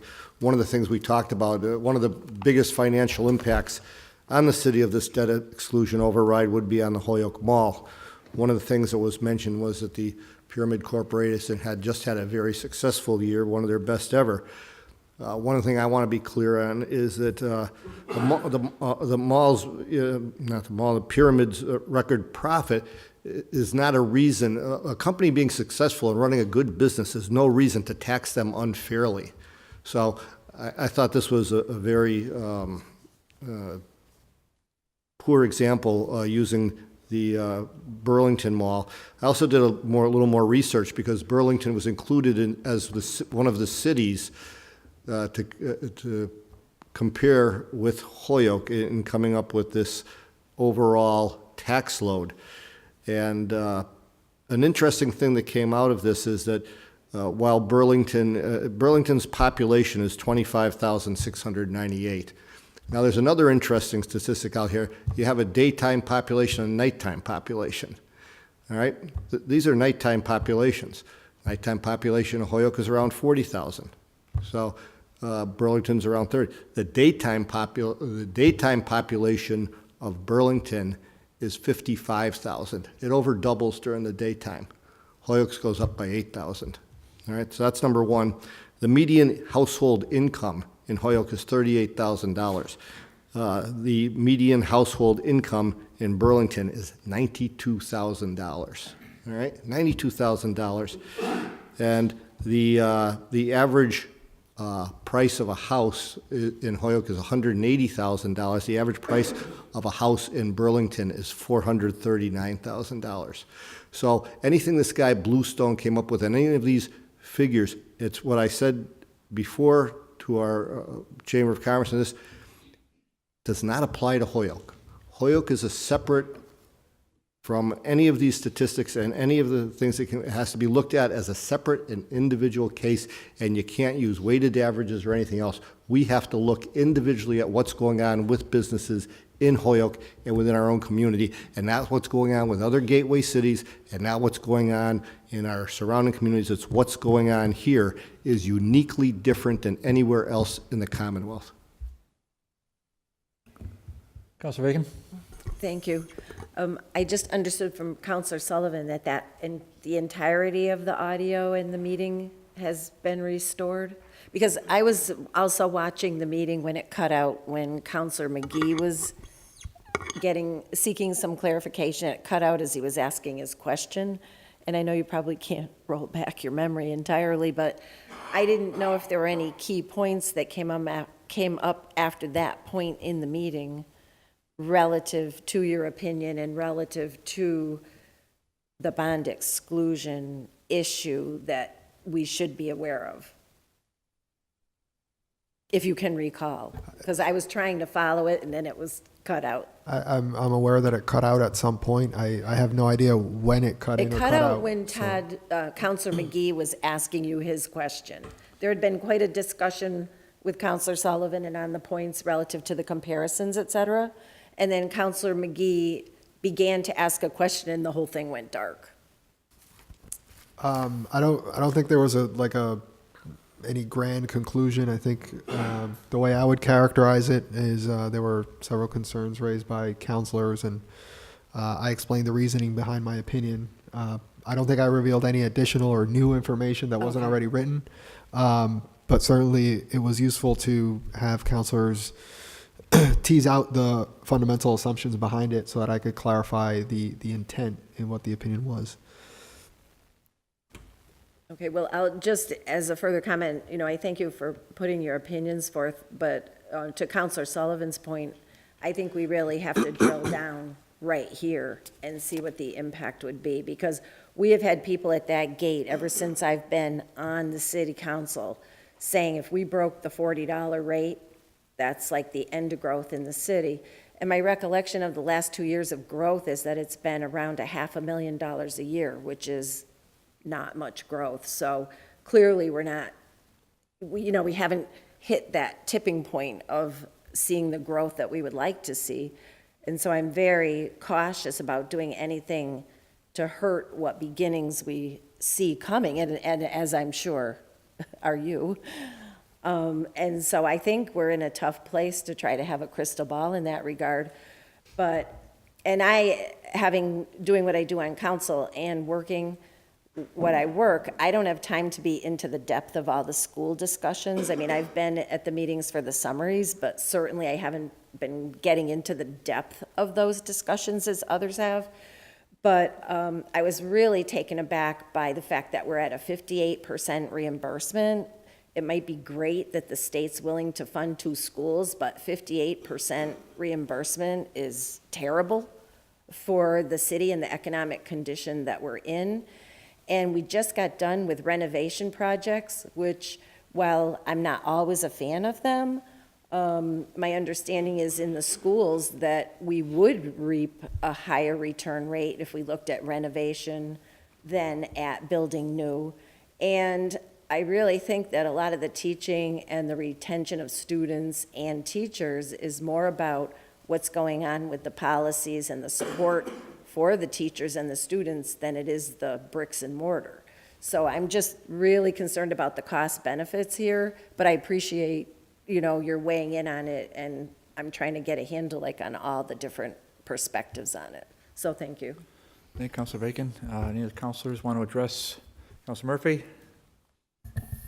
Yeah, just first of all, and I finally have the copy in front of me today that I didn't have the other day, but just, and I respect the data that you put into this, and we can all come to a somewhat different conclusion, but just a few things. One of the conclusions was that it would not erode our competitive standing, and I'm somewhat in agreement with it, but it certainly would not necessarily enhance it, because we're talking potentially about a 6% tax increase on both commercial and residential, based on the estimates that we're talking about.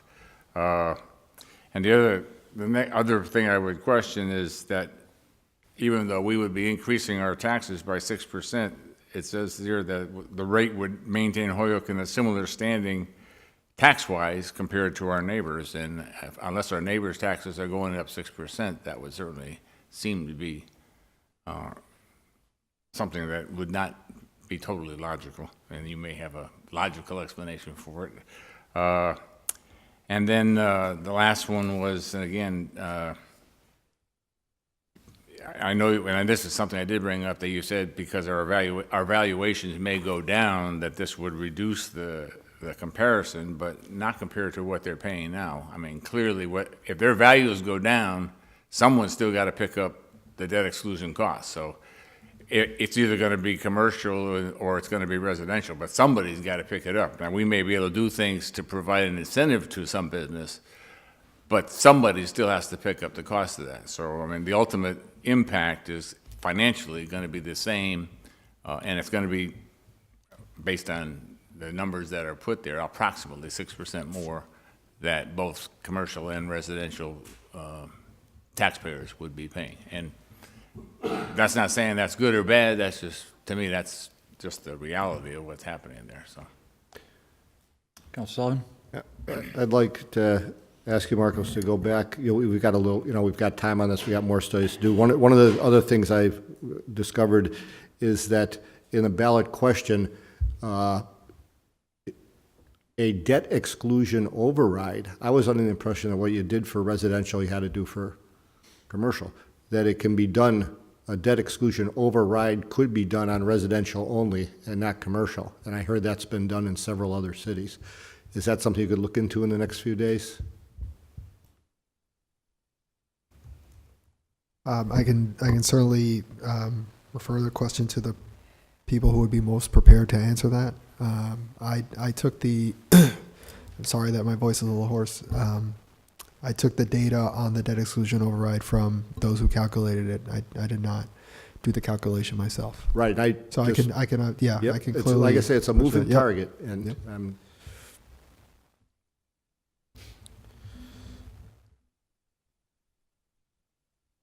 I don't know if the chair wants me to address any of these points, but if the councilors want me to clarify anything, I've taken some notes. I can address some of them. Marcos, it's Councilor Sullivan's order, so Councilor Sullivan, what would you have Marcos do?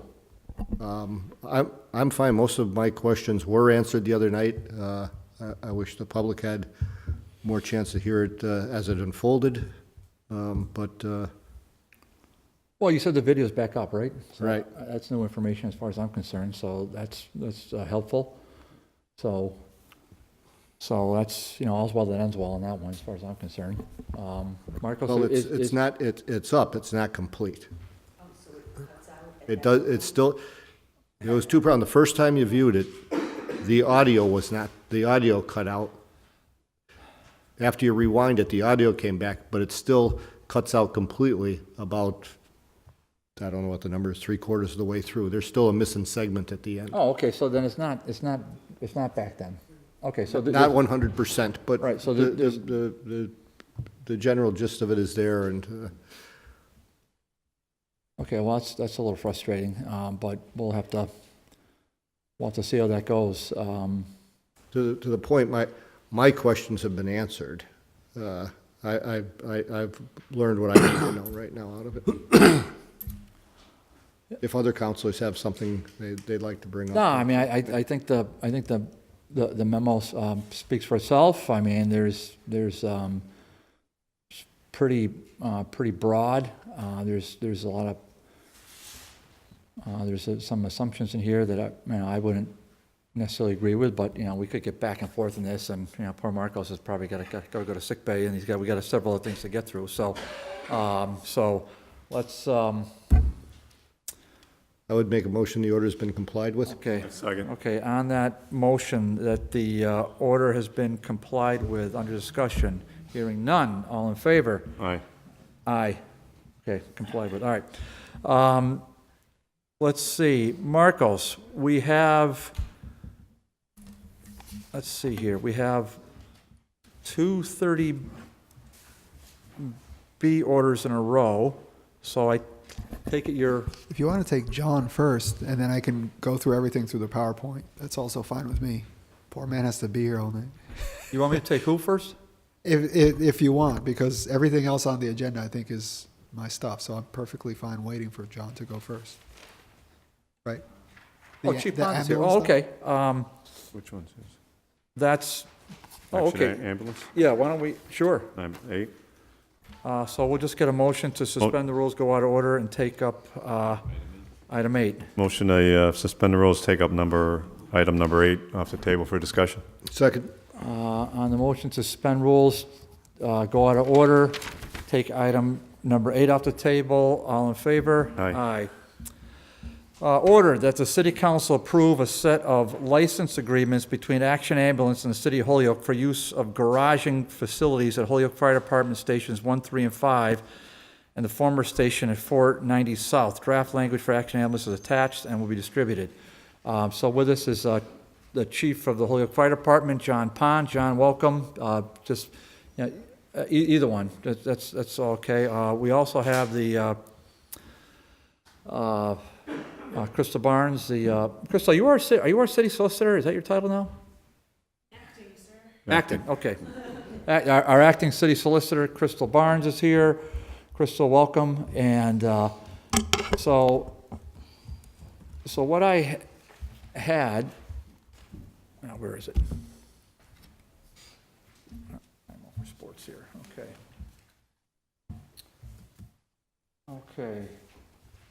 Okay. Chief, since you're here, why don't you tell us from your perspective what's happening with the Action Ambulance thing? Because this has been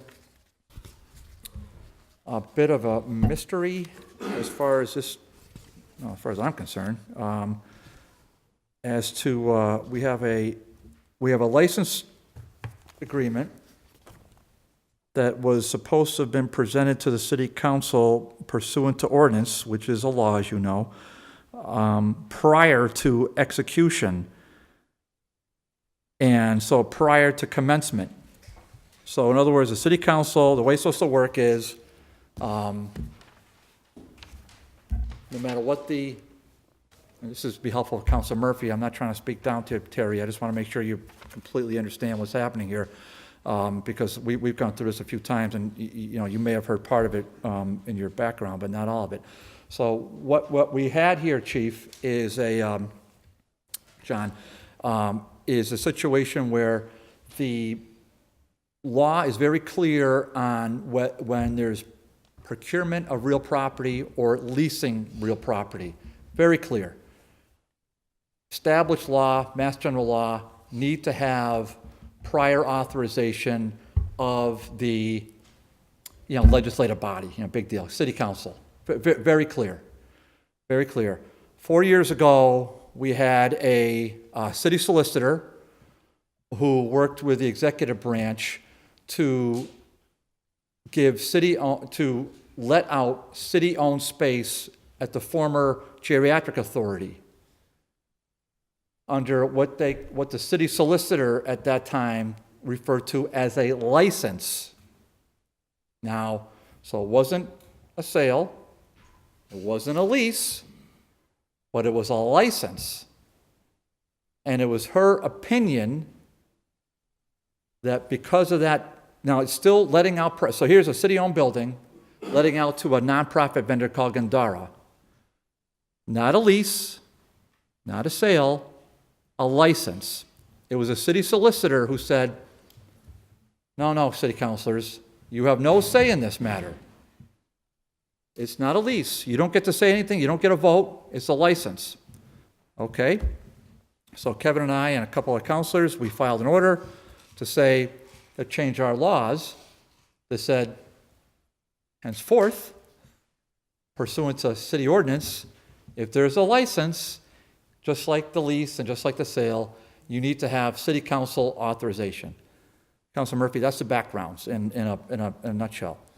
Now, we come to this situation at hand, which is a agreement between a branch of municipality, the fire department, and a third-party vendor, Action Ambulance, under a license to use space at stations 135 and the former station at 490 South Street.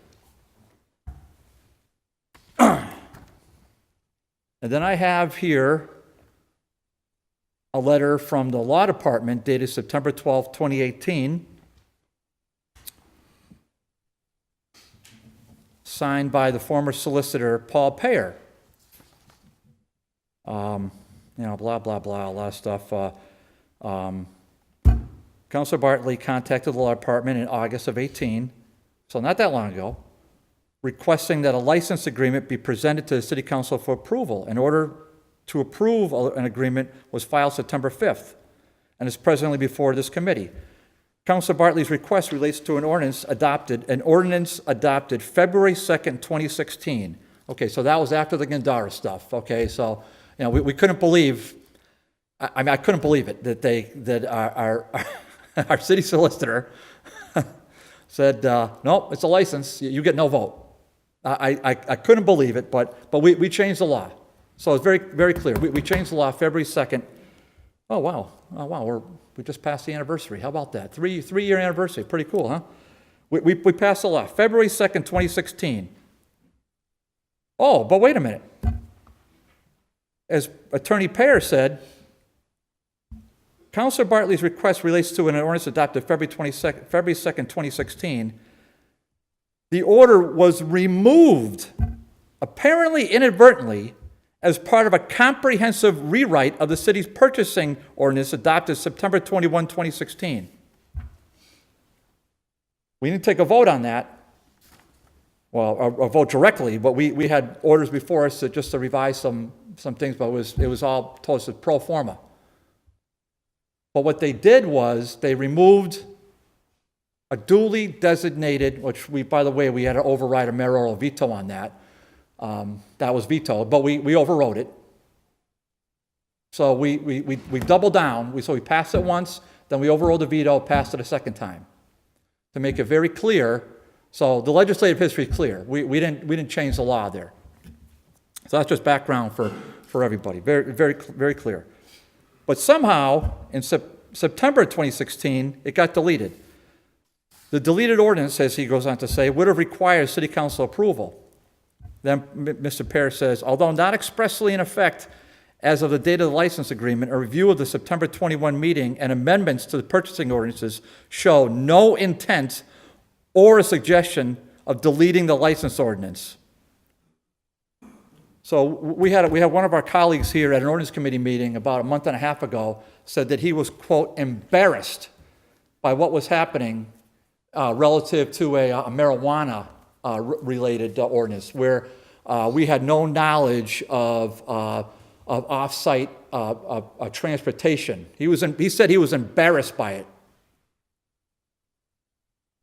But he's a newer counselor, so I didn't push back at the time. But what was amazing to me is that ordinance, the marijuana ordinances, got changed as well. We never voted on that one as well, but that language is in there, however subtly, but now we have a revision of that before ordinance. But here we are with a license. City council, we voted for it, mayor vetoed it, we overrode the veto, very clear. You know, if a license, you know, come on, just bring it in and we'll sign it up. And this is not on John Pond. This is not on John Pond at all. Not at all. Not even a scintilla on John Pond. Nothing to do with you, chief. Zero. Zero. So let me make that super clear. This is not on you. Somehow the city ordinance got deleted. That to me is embarrassing. It's unprecedented. Well, what's the result? The result is that Action Ambulance probably thought that they could just come into the city of Holyoke, and you did too, probably with the advice of the law department. Well, it's not in the law. They must have overrode it. They must have deleted their own ordinance, which they passed once and overrode a mayoral veto on it. So now, Chief, what started this was this, which I think is a reasonable contract, certainly it's one it's negotiated, and as Councilor McGivern has said many times, we don't get involved in negotiation, and the terms are reasonable. I didn't, there's this not, we've had this 3 times before, not once have we talked about the terms of this, not once. The process is unbelievable. So here we had, and this is what gets even better, Chief, is that they being Action Ambulance, the term started May of 2017. And so this was sent to me at some point in a year after this allegedly commenced. A year later. Not signed. Not before us. It wasn't even signed by anybody.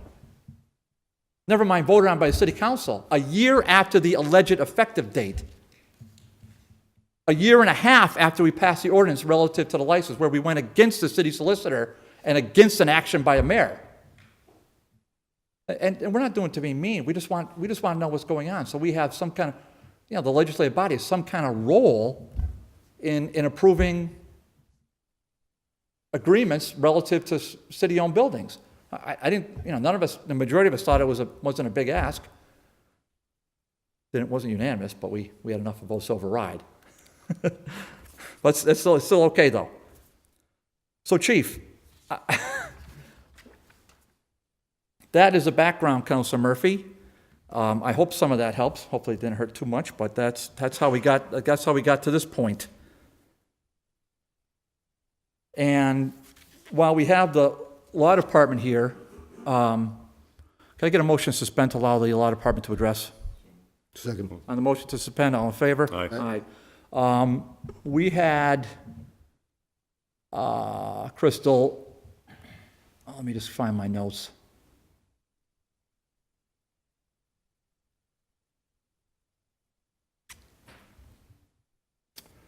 That's clever. Sorry, Crystal. Give me a half a sec.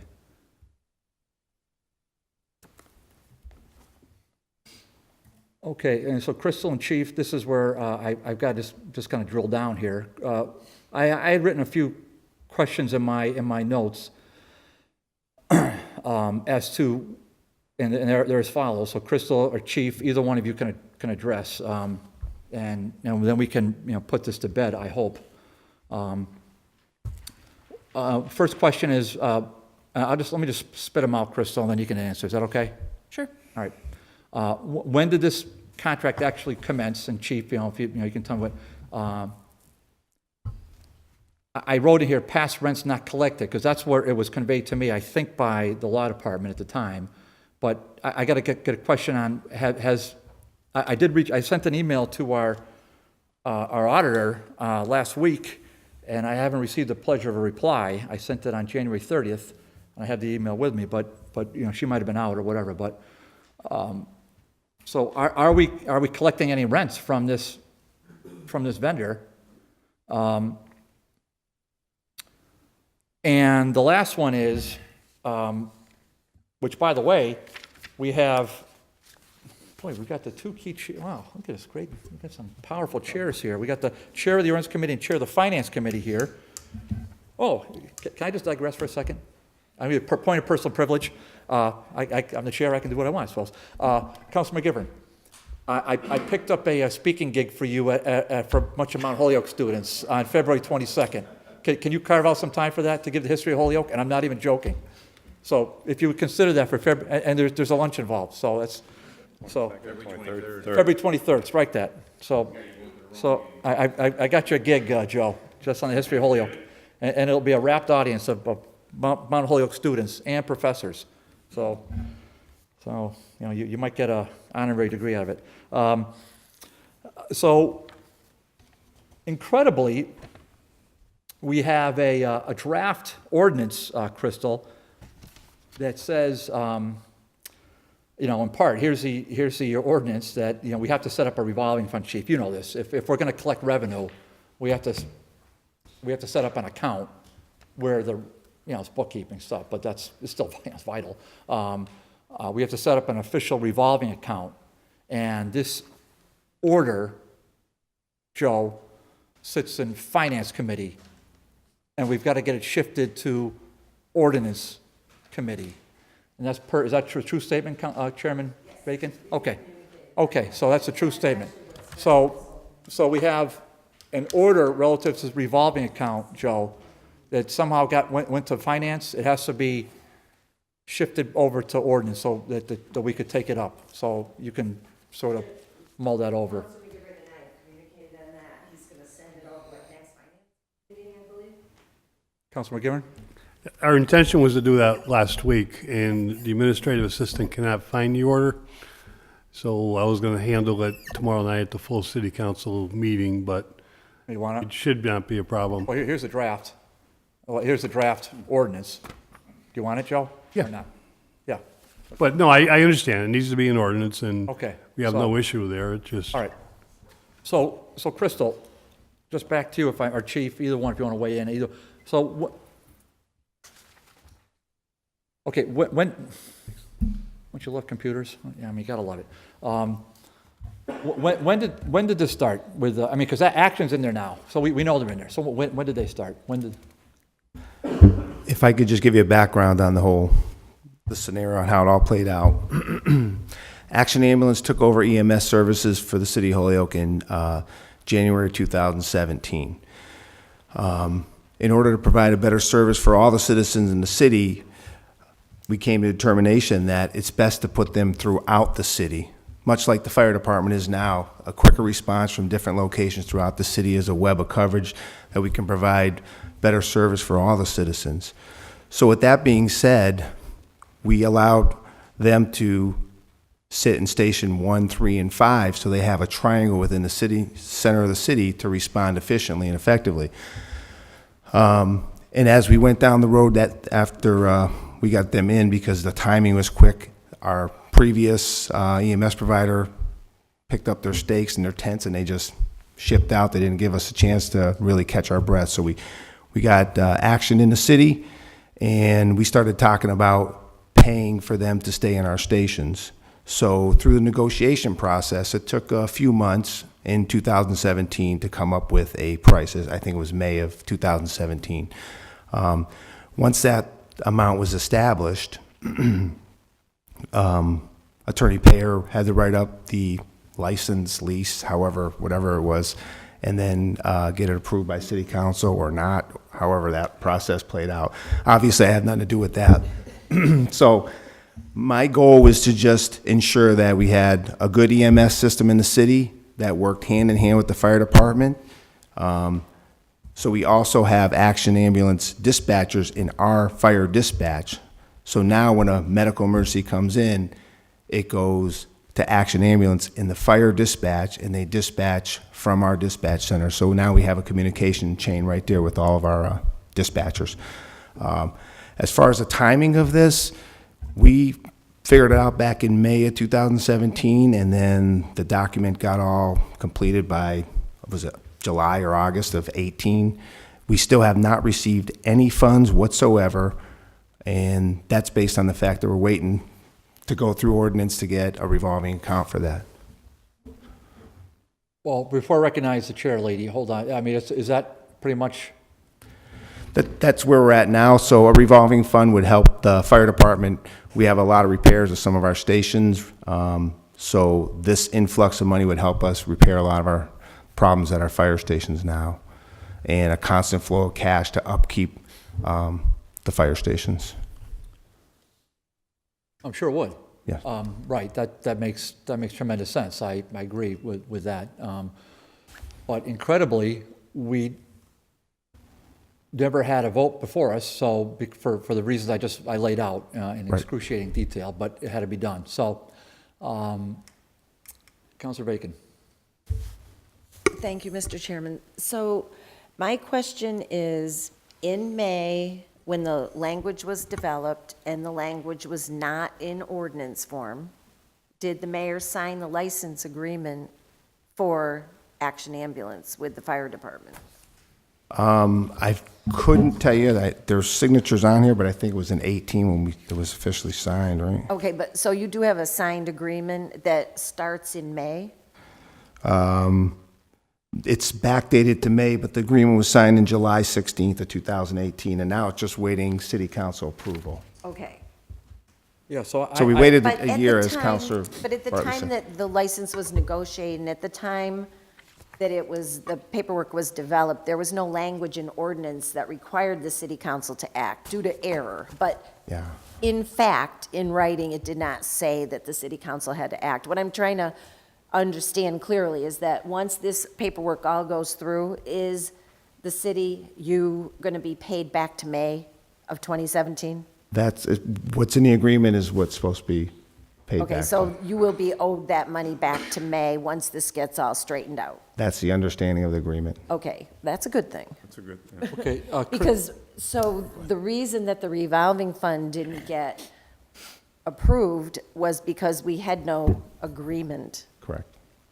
All right, and then once we started getting the language straightened out, which we have done, and now we've got everything back lined up the way that it should be, all we need to do is properly approve the license agreement, and then we can do even as a late file order to set up the revolving fund. If that Sounds good. order is floating around somewhere, we can handle that at the next meeting, and that will be very readily just added to the ordinances. That would be great, thank you. Thanks. okay, so, Councilor Murphy, hold your question for a second.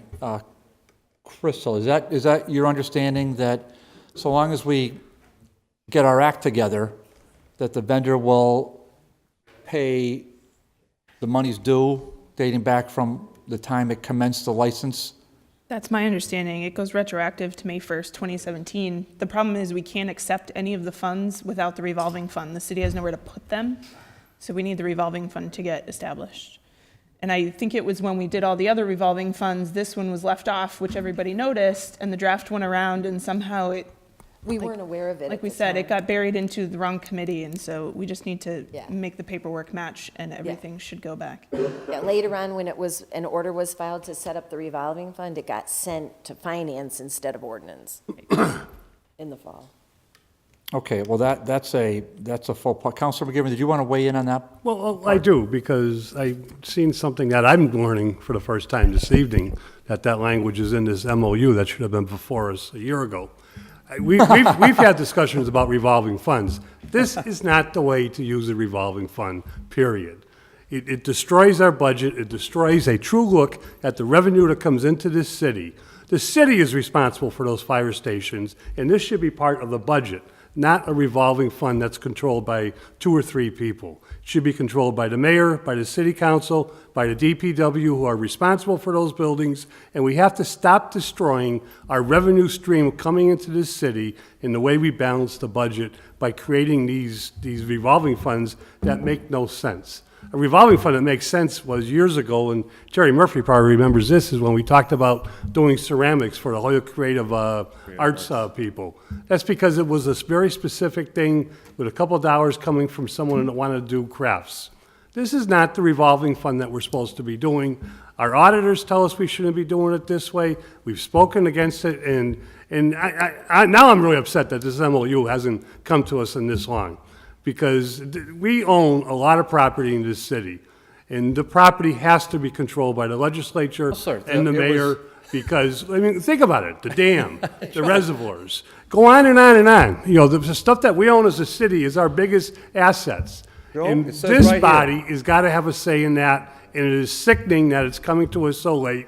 Take the revolving fund, forget it, rewrite the MOU, put the money in the general fund where it belongs. Okay, I want to have Crystal address that in a second, but to your prior point, yeah, it was, you know, what are we going to do when they delete ordinances? You know, what are we supposed to do about that? Attorney General is what we do. Right. So I'm, and this is just you and I talking. We're not going to have a colloquy, but it's you're upset. Obviously, I'm very upset about Not the way, I'm sorry, but this is not the way to do business in any government. Well, Counselor, and that's, Joe, that's exactly why I was perturbed relative to the medical marijuana delivery stuff. That was not in the ordinance, Joe. Correct. Wasn't in there, Joe. But somehow it appeared. Now, I'm not picking on the Ward 6 counselor because he's a great guy and he's new here. But when he says the word embarrassed, well, I get upset, as if we're a bunch of, you know, we're not. Well, we did know what we were doing, and how are we to realize that somehow behind the scenes here our ordinances are getting deleted? That's amazing. It's criminal, and that it's affecting the chief's situation with the vendor. Crystal, one question, because Councilor McGivern's point is important.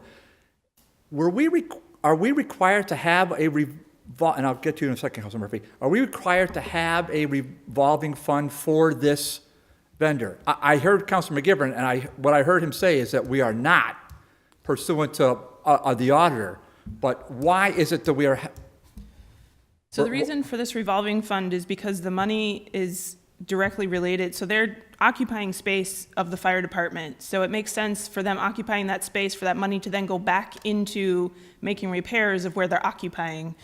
As far as whether or not we're required to have a revolving fund, I don't believe so, but I would have to ask the auditor of whether or not the fire department can just get the funds directly, but I imagine there needs to be some account for it to go into, whether it's revolving fund or otherwise, so that they can accept payment, but that's an auditing question. Okay, can I ask another one, Crystal? And if you can't answer, that's fair, because you just have to defer to the auditor. So Councilor McGivern said, and I don't really understand, because he's been here much longer than me, and I said to Joe many times, you know, the wisdom is incredible. But when the counselor's saying, I'm sorry to use your name, Joe, sorry about that. When I'm hearing a counselor say it's controlled by 2 or 3 people, and without mayoral and city council approval, I wasn't clear on that part. And is that something that I'll let the counselors expand on that, because I don't really get it, but I just want to get your take on it before.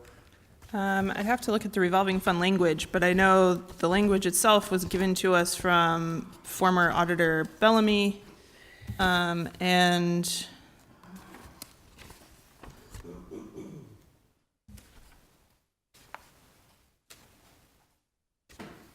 I mean, why wouldn't this, if the money's going to revolving account, and Chief Pond says, you know, guys, or ladies and gentlemen of the city council, we need XYZ repairs. Well, why in the world would we say no? Of course, I wouldn't vote no. But to me, I mean, wouldn't that come before a city council vote, regardless of whether it goes into a revolving account? If it goes into the revolving account, we have no say. We have no say on it. right, other than approving the revolving fund itself, which tells you what the expenditures and everything don't even would be see it. for. Okay, so we never see the revolving fund. Correct. But more And the revolving, important, Joe, just hold on, can I just hold that thought, don't lose your thought. Can. But the revolving fund itself, We'd have to. how is that not part of the city budget? How am I? that's the real issue, because it's separated by establishing a revolving account. We're separating it from the city budget. Think of the cherry sheet when the mayor presents the budget. The auditor comes in with the initial cherry sheet, And sometimes it's broken down, sometimes it's more general and clumped together.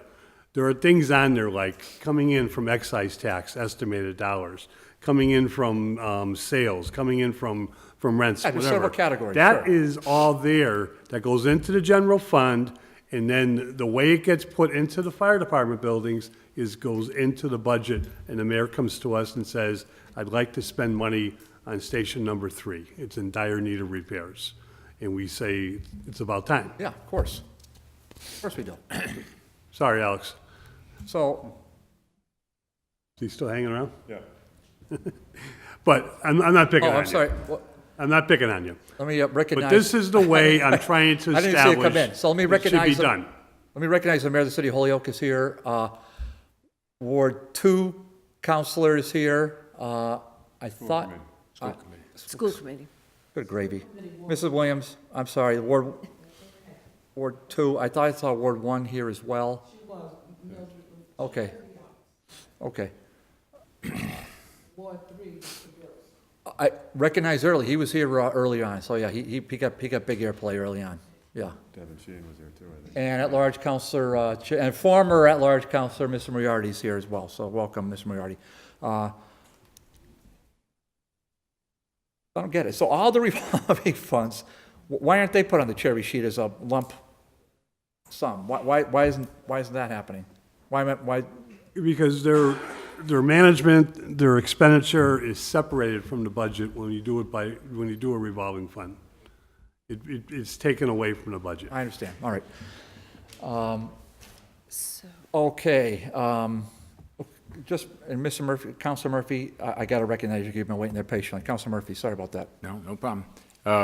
First of all, I mean, I understand Joe's concern, but I just visited the fire stations the other day, and if we approve this, and if we get the contract and have that approved, we're talking about taking in $79,200, which I would think could do a good job at fixing the roof at Station 3 and doing some other repairs. We're wasting money right now because we're wasting energy, we're doing patchwork repairs, and I'm not saying, the only thing I know is if this money goes and it goes to this fund, that there are restrictions in terms of what they can do. And I would assume, and Joe, you're here longer than me now, so you correct me if I'm wrong, but at some point we could ask any of the revolving funds to come into the Finance Committee and provide an audit of what they've done with those monies so that we may not have a specific say. And then my other question would be, assuming we established a revolving fund, at some point if we felt that revolving fund was not working, are we not empowered to dissolve that? So, I mean, if we found out this wasn't working, but right now, those bills, and I went to all the fire stations, and 2 of those fire stations are in pretty tough shape. They're certainly not a complementary work environment. Right now, I know the DPW is looking at the roof, but they haven't gotten to the point where they're doing anything, and nor do I think they have the money transferred at this point to do that. So, I mean, I'm in favor of making sure whatever we need to do to get this resolved so that those funds are transferred right now to this revolving fund, and that those opportunities for repairs, and I would encourage the chief, if in fact that happens, that you would let us know. We just spent $30,000 on the roof in Station 3, and we did this, so that there is somewhat an accounting that we have. But clearly, the ambulance services are in the fire stations. That makes sense from a lot of perspectives. And the fire stations, at least 2 of those specifically, are in dire need of some kind of repair. And the other thing I would say, and this is something I just looked at in terms of the purposes and expenditures of this, and the limit of total amount that could be spent during a fiscal year is what you can't do any more than you receive. But what happens if they don't need to spend all the money that year, but then the next year they find out instead of $43,000 with their receipts, they have $50,000 of expenditures? to me, that would, I mean, obviously, they shouldn't be able to spend more than they have in the revolving fund, but to say that they have to spend it only in that year and they can't spend any more, even if they save money in the next year, they would only be able to spend what they take in if they had $20,000 in reserve because they didn't need it now, but they needed it next year, they wouldn't be able to spend it according to that. You're not following me. I am following you. There's other revolving funds that function a little differently. So I think it depends on how it's written. I mean, it can be possibly drafted differently. I can speak with our auditor and see if we can put different stipulations in this revolving fund. I know we have like our vacant building registration revolving fund. Even though we take in a lot of money, we're only allowed to spend $50,000 out of it every year. So, I mean, there's different regulations you can put on these. This one seems relatively simple. So, I mean, we could talk with the auditor and. Yeah, if we can look at a minute of that, I just think that ties the hand unnecessarily. And I don't want him to spend everything because he can't use the money the next fiscal year. I'd rather have him say, right now, we're good. We've got the repairs done and we got $10,000 left over and next year we're taking in 40-something thousand.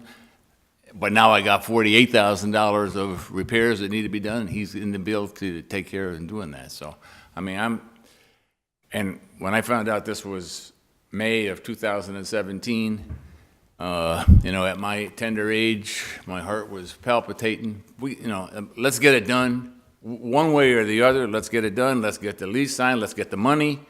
Let's do the repairs. Let's save money in terms of our expenses on buildings, and let's have a better facility, and let's move on. Thank you, Mr. Chairman.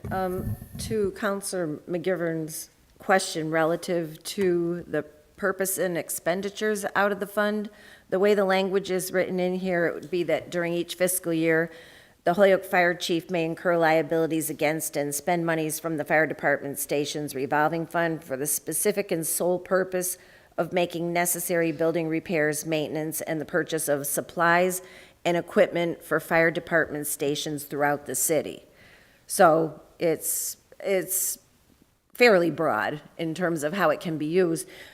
My concern, picking up the ball from you a little bit, is if we're looking at a roof or something, that may be a capital expenditure. If you have to replace the roof, it may be subject to procurement rules, bid requirements, et cetera, et cetera. I don't know if a revolving fund is the best way to manage repairs like that, sort of to Councilor McGivern's point that this is like a city-wide budget matter. So I think there could be some complexities to it that might not be easily captured, like by fixing a window or fixing, smaller items that you might think of. And I don't know if maybe you've thought through how you would manage all of that kind of thing using the revolving fund. But it depends how much money we're talking about here to fix something. Yeah, is the language in there? That's, that language I just read from it. Yeah, Crystal, in the language, can we add something that, subject to approval of the fire commissioner, a vote? I mean, so that there's a public, can you do that? Joe, I'm not saying I'm supporting it, I'm just throwing out a suggestion. You can't negotiate. No, This isn't a union. this isn't the revolving fund ordinance language. It's not a union. Okay. It's not a union contract. Oh, yeah, am I stepping on? No. We can't negotiate anything. But we can put language in our own ordinances. Language in yours. Say, use of that funds is subject to a vote of the majority vote of the fire commissioners. I'm not saying, can we do that, Crystal? Hypothetically? I mean, I'm going to ask the chief, you make all the decisions for fire department budget, or does any of that come from the fire commissioners? Is that even plausible here? Everything is with me. So okay. I think that would be a no. So that would just cause more red tape that I'd have to go through Just that process. Based on what I was hearing. Yeah, I just need some money to fix the stations, to improve living conditions within those two stations. And this, to me, seems like a feasible option to get some money in here to get some stuff done. We have the roof is leaking at Station 3. It's been leaking for years. I've been on the fire department for over 20 years. That station hasn't had any major improvements since I've been here. Yeah. Even though we're all trying to get it done, the DPW is cash strapped like every other department.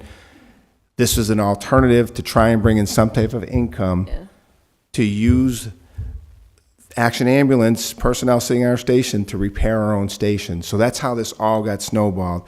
And I'm sorry that it took a year for it all to go through, but this is where we're sitting today. So as Councilor Murphy said, we're sitting on potentially 79 grand. We need a new roof. We need new apparatus bay doors on the stations. We need living quarters updated. We have all electric heat at Station 3, so that's a huge cost for us every year to pay for electric heat. So there's a lot of improvements that can be done. We've laid out a lot of them, but it costs money. So a consistent flow of money coming in to do those would be helpful to us. I just need this money earmarked to fix the fire department. Okay, so, Mr. Chairman, if I can just get the answer to the oh, question. hold that I that, asked. is that right on his? It was the question I asked relative to the ahead, Councilor procurement, Bacon. like if you needed to get bidding and this and that, you would just coordinate with Hold on, Councilor procurement Murphy. to make sure we were within the legal parameters? Yes, actually, the DPW is actually doing an audit now on all these structures to try and figure out what it costs. So I think the roof was, you can't quote me on it, Yeah. 35 to 40,000 just for the roof at Station 3. All right, but, So they put that out to bid. so you're they were doing it all other in thing. coordination with them? Right, so we would know, I mean, I'm not just gonna, No, pick no, I mean, somebody's I'm roofing good. company.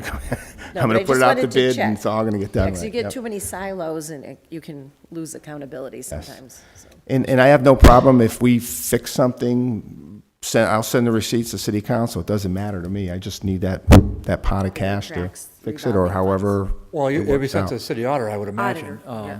But, Thank you. Counselor, you said, okay, I'm set. Counselor Thank Murphy? you. Yeah, I'm all set, because Counselor McGivern? I had meant, oh, I'm sorry. I'm going to just finish shot. Oh, I know the I thought chief you had said you were set, indicated okay. in answering Linda's questions that, he would be meeting with the DPW purchasing, making sure all those things were done. But he just needed a funding source to get it done. All right, Counselor McGivern? First, to make it clear, I would think Action Ambulance being in the fire stations is a wonderful thing. I'm glad it happened, and I hope it continues. Second, being clear, there's no secret to any city councilor or to anyone that understands or works in the fire department the need of these buildings for repairs. Responsibility is the DPW. Chief, you just said, or the language says, you can also use this money for supplies for the fire stations. Can you elaborate on that, what supplies you'll be buying? When you're looking at supplies to, like, take care of the grounds around the station, we do all of our own maintenance. You're talking about slow blowers around the station. The fire department does all of their own maintenance, janitorial, I understand. cutting grass, everything. That comes out of our budget. We have to figure out where that comes from. So this process would help that. If we establish this revolving fund, which I'm not going to vote for, you have no problem this June, we're going to cut those monies out of your budget. I'm sure those will get cut out. So then that would This leave is us. the point I'm trying to make. This is where we lose control. Crystal, are there any revolving funds that are used to send department heads out of state for conferences? I'm not aware of all the revolving funds. That would be an auditor question. Not all of them. I'm just asking about, is there one revolving fund that's been used for conferences? I don't know. Okay. Would that surprise you if I told you there's been a revolving fund used for a conference? We did a revolving fund which we agreed, and this is maybe at the same level for the DPW, to allow them to buy the larger recycling bins, which are relatively expensive, hard to get, and you got to buy them in bulk. And we capped that. Those are things we can do for a temporary period of time. It might make sense.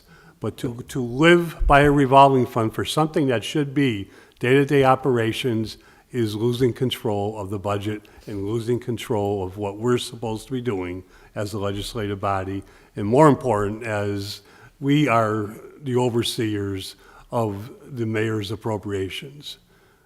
You lose complete control of this. Yes, we can look at it. Yes, we can get the fire commissioners involved. Of course we can. Then we can reduce the city council by 2 more. We'll just knock out 2 wards when the census comes up. We've talked about this. We talked about this in the finance committee. We talked about it with the DPW. We've talked about, it's if you ever heard Brian Smith about revolving funds, you'd be amazed about the ones that we have established. We used to have maybe 5. There's closer to 50 now.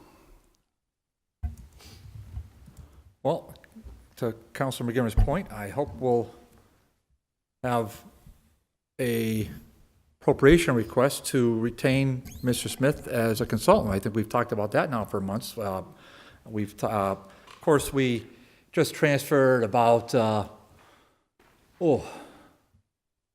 Councilor McGivern, you can help me out. How many thousands of dollars do we transfer out of the auditor's budget to provide raises for other department heads? What may we just took $40,000 thereabouts out of the budget. Total, approximate, yes. Yeah. Of Okay. monies that will not be needed because they were not being spent because of the vacancy. Right, but hypothetically, they could have been spent on Mr. Smith as a consultant to the new auditor, hypothetically. So, but that's not going to happen. I think we'd favor that, but it's not going to happen. Well, it's not going to happen if we take money out of a budget and we just give raises out, but that's all right. Crystal, I'm happy to vote on this tonight, and we'll make a motion, but what guarantee do I have that the Action Ambulance will honor its money's due? What do we have a guarantee? Do we have some kind of acknowledgement from Action Ambulance that it will make good on money's due, which it hasn't paid the We whole have a time? signed contract? Right, we have a signed contract that was signed July of 18, started May of 17. So in your opinion, that still obligates them to pay the money's due? Yes. Okay, so the city solicitor said, answered affirmatively to us that monies that are stated in this contract due to the city of Holyoke, despite the fact that it was signed 12 months after, or 14, well, about almost 15 months after it commenced, and well before city council authorization pursuant to city ordinance, that those funds, and now we're almost coming up to the conclusion of the contract, but believe it or not, it concludes June 30th, which isn't that amazing how time goes by? Time goes right by. All goes by, and contract is almost expired, haven't collected a penny.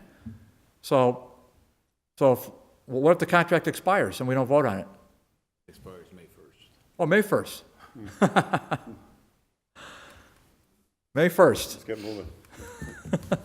Well, let's get some answers. Let's get some answers, explanation as to, it expires May 1st. Well, what if we don't vote on this by May 1st? We'd have to look at other avenues to get our funding. So despite a written contract, it would have no effect. Well, then you go into tenancy issues. You'd have to look at other options, but that's not where we are right now. We have a signed Right, contract that they're going to pay for the space, so So a lawsuit. research those other avenues when they become apparent, but right now, Yeah, this is a black eye, so we're not going to ignore that. But we will research. We will hopefully won't have to research other avenues. Hopefully we'll get the payment. But we're not going to ignore the fact this is a black eye. Not going to ignore it.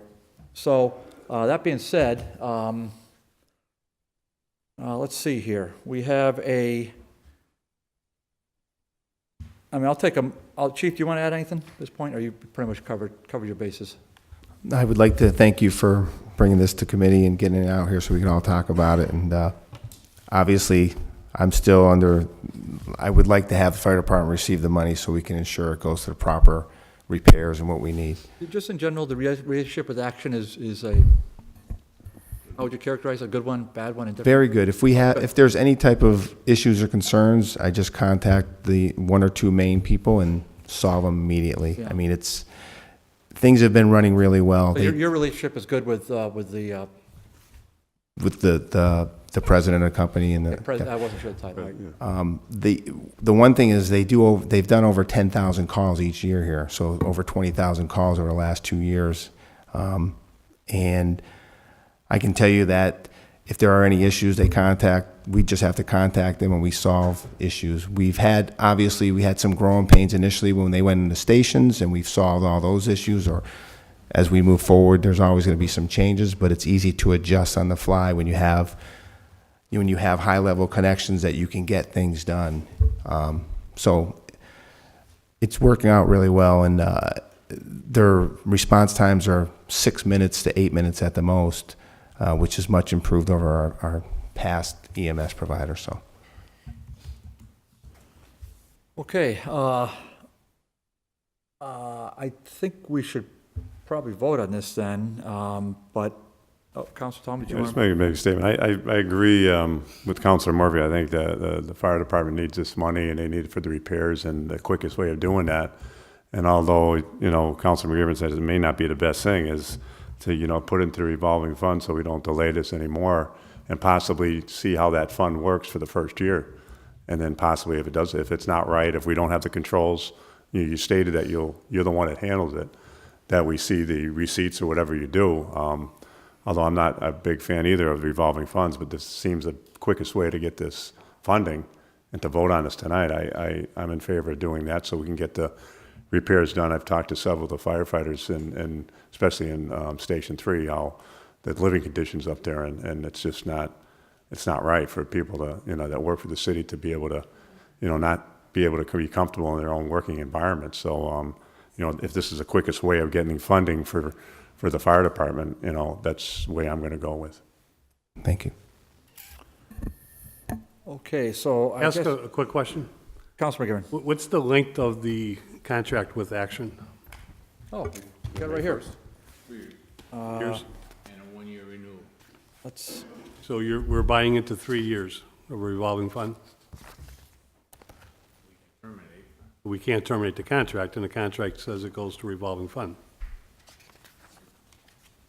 No, the contract doesn't say it goes to revolving fund. The contract doesn't say it goes to revolving fund. Correct. Okay, so if we can adopt that contract and it goes to the general fund, we're all set. that's right, Councilor McGivern, right, so the contract, I think is silent on revolving funds, so the term is May 1, 2017 to May 1, 2019. Upon the end of the 2-year term, the lease, wow, isn't that ironic? The lease, boy, talk about the, right there, the lease. It's a misspelling of license. The lease, it says, I'm reading, that's right. The lease shall automatically be, not a license, the lease shall automatically renew in 1-year increments unless notification of termination is given in writing by either party at least 60 days prior, 60 days prior to February 1st of the contract year. Oops. Well, we went past that date. Pass it, yeah. We went past the termination date, so it looks like we got it for another year, through 2020. But gee, sounds like you're good to go with them. But you need to keep those dates in mind. Okay. Thank you. So so February 1, so that would December whatever, I guess December 1, Chief. November 30th. I guess you need to notify her then. So so your board of commissioners should certainly be aware of that date. So November of 19, November of this year, you'll know whether or not you want to have it go another year or not, I suppose, and the terms are still, reasonable for all parties. I mean, that's why you're the chief, so. Okay. So, Ask the question in terms of what we need to do. Do we need to? Councilor Murphy, go ahead, Councilor Murphy, go ahead, ask what you got to do. Do we need to both recommend the kind, I don't want to step on the ordinance committee's business if it's going there, but in order to get this moving for tomorrow, do we need to both adopt the draft of the revolving fund as well as the? Revolving fund's not before us. We don't have that before us, Terry, so, Councilor Murphy. So the only thing before us is this license.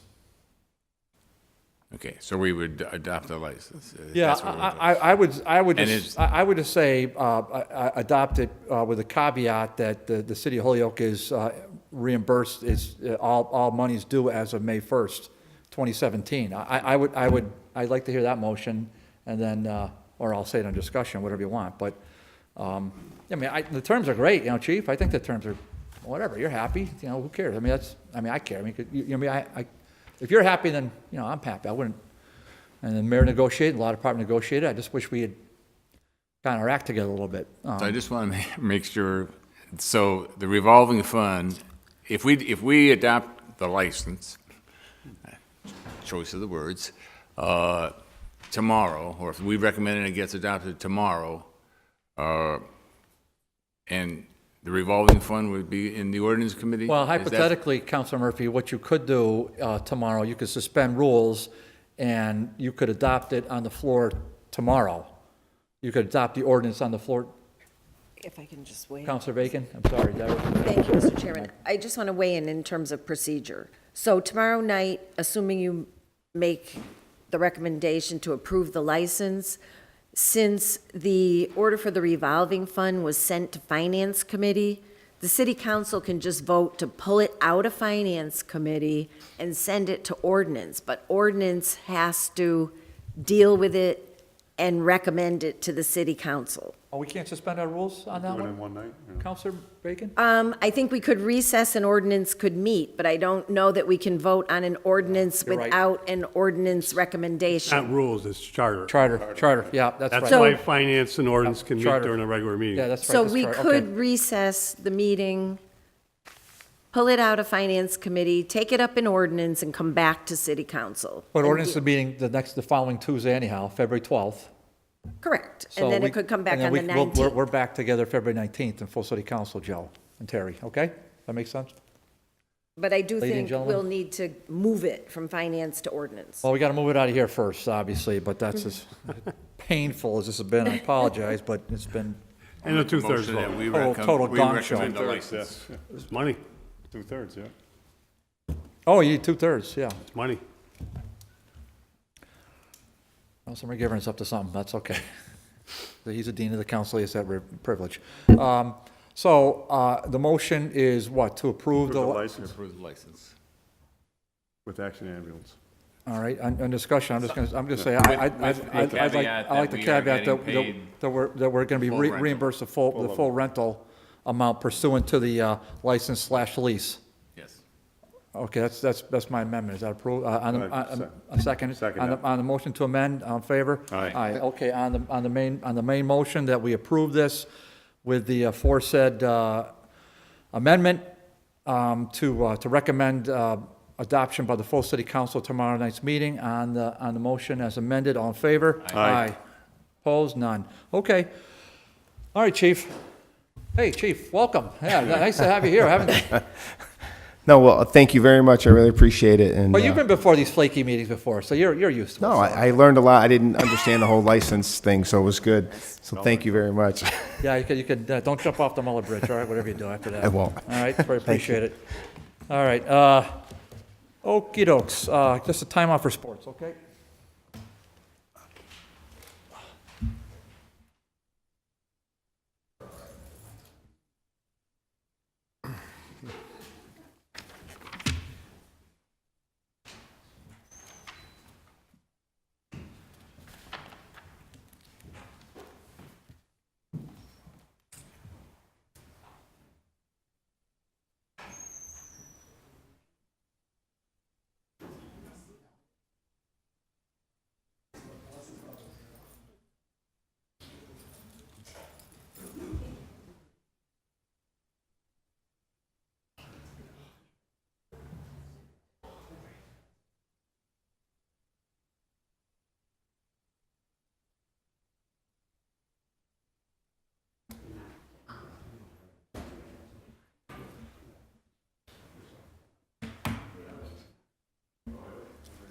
Okay, so we don't have a quorum, so we'll just, we'll hang back for a minute.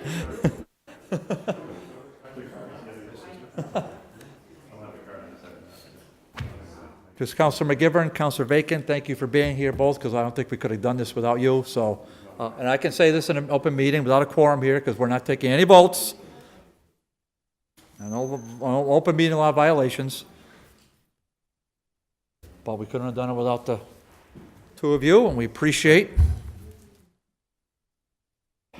Okay. All right, let me just find my agenda. And 6 and maybe 6 and 9 if they're Sorry, doing Mike. together, I don't know. That's all right. You want to borrow mine? No, I The got it, lots, Mike. I just Chestnut wanna, Street, Elm Street. hold on, Pete. Yeah. Just hold on, let me just, No problem. Or James. Marcos, welcome back. Mr. Dijek, welcome again.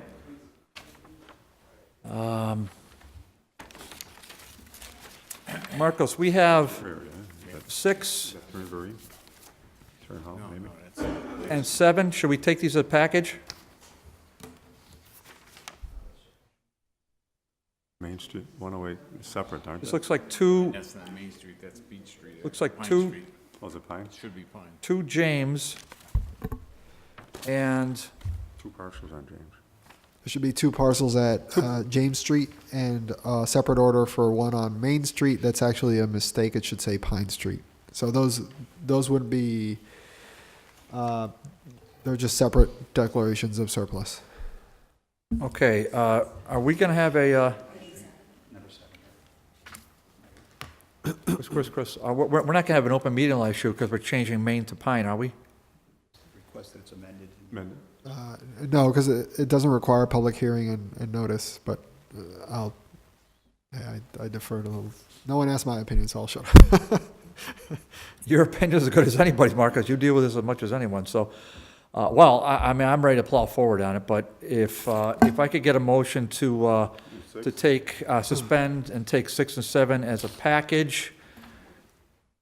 I heard so moved and seconded on the motion to suspend our rules and take agenda items 6 and 7 off the table as a package. All in favor? Aye. Before us, I'm not reading the whole thing because we already have a motion to abbreviate a reading. Before us is that per Chapter 30B, the City Council vote to declare surplus properties, 2 properties on James Street and 1 property at 106-108 Pine Street. If I could get a motion to amend the order to change Main Street to Pine Street, please. Second. The motion made and seconded to amend the order from 106-108 Main to 106-108 Pine. The motion on discussion, hearing none, all in favor? Aye. Okay, so that is amended. Marcos, okay, it's 2 James Street, and the other one just says James Street. So is that a true statement? It's a lot. Okay, so we have them both before us. Oh, you got the overhead. Loving that. That's just been well, I mean, that's just a huge improvement over when we first started doing this a few years, 4 or 5 years ago, Marcos, with, I mean, that's just a huge get for the city. Really nice. Proud as always. We aim to please. You have the floor, sir. I'll delegate this one to John so I can preserve my voice for the next one. Mr. Dijak. 2 James Street and James Street Lot 60 are our property at the very end of James Street. It was abandoned for quite a long time, and the city did take it for through land court this year, one in October and one back in May. They're adjacent to each other. They were formerly owned by the same individual. One is a lot next to the house, and we'll get a picture here of the property, as you see on the bottom. There's a couple of sheds on the property. You might see the structures on the very back, but the request is to declare them surplus so that we can take the next step and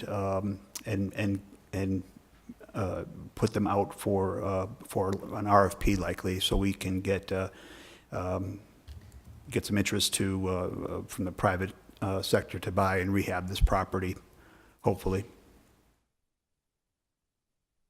Okay, because you know the question is going to come up. What was, is it in the order? What the land court, did they state how much in back taxes? Yeah, that sort of total thing? about a little over $4,500. And the total assessed values is listed as a little over $87,000 is the assessed value. The loss was about $4,500 in taxes, Correct.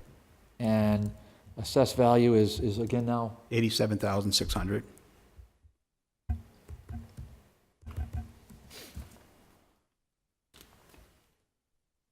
Okay. And we'll go one more. Okay, and James is in the It's in the Springdale section? It's in the Springdale areas. Council Murphy, any comments?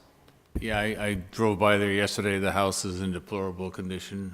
Sir, and I'm assuming that the lot goes up the hill. It does, portion of it, yes. Okay, and were they owned by the same person? Yes, they were. Okay. And I'm assuming we'll sell it as one property? That makes the most sense. I don't think Okay. the parcel that's on the slope makes a lot of sense. Do those lots abut the rail line? Is that what it They're is? going up there, yep. Pioneer Valley Rail Line? Yep. Looks like Joe. Okay. Committee members have questions? Councilor McGivern. John, is there a reason why the treasurer didn't put this on the auction list?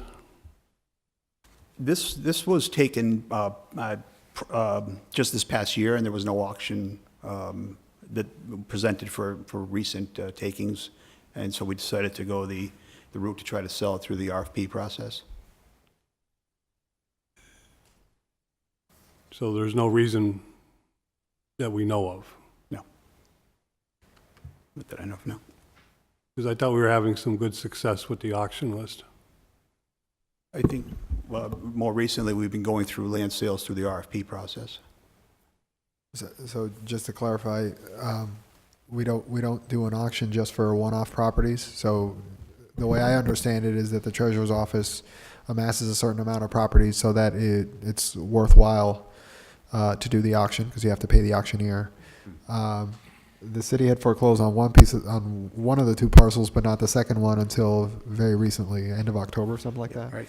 So instead of waiting for the next round of auction, we want to move on it quicker. So that's why we're bringing it before you for surplus. Have the abutters been notified that the property is going to be up for sale? They will be, they haven't. But they will be. They will be, that's a standard for Well, us. it's also by ordinance. Yep. It's a law. We follow the law, so. Sometimes yes, they get that's why deleted, we're- Joe. When they don't get deleted? No, David, it's okay, I don't want to turn into that. Cut it out. Not going to cut it out. Not let it go. Thank you. It's not the first time the law was deleted. Not the first time, Joe. Councilor Sullivan.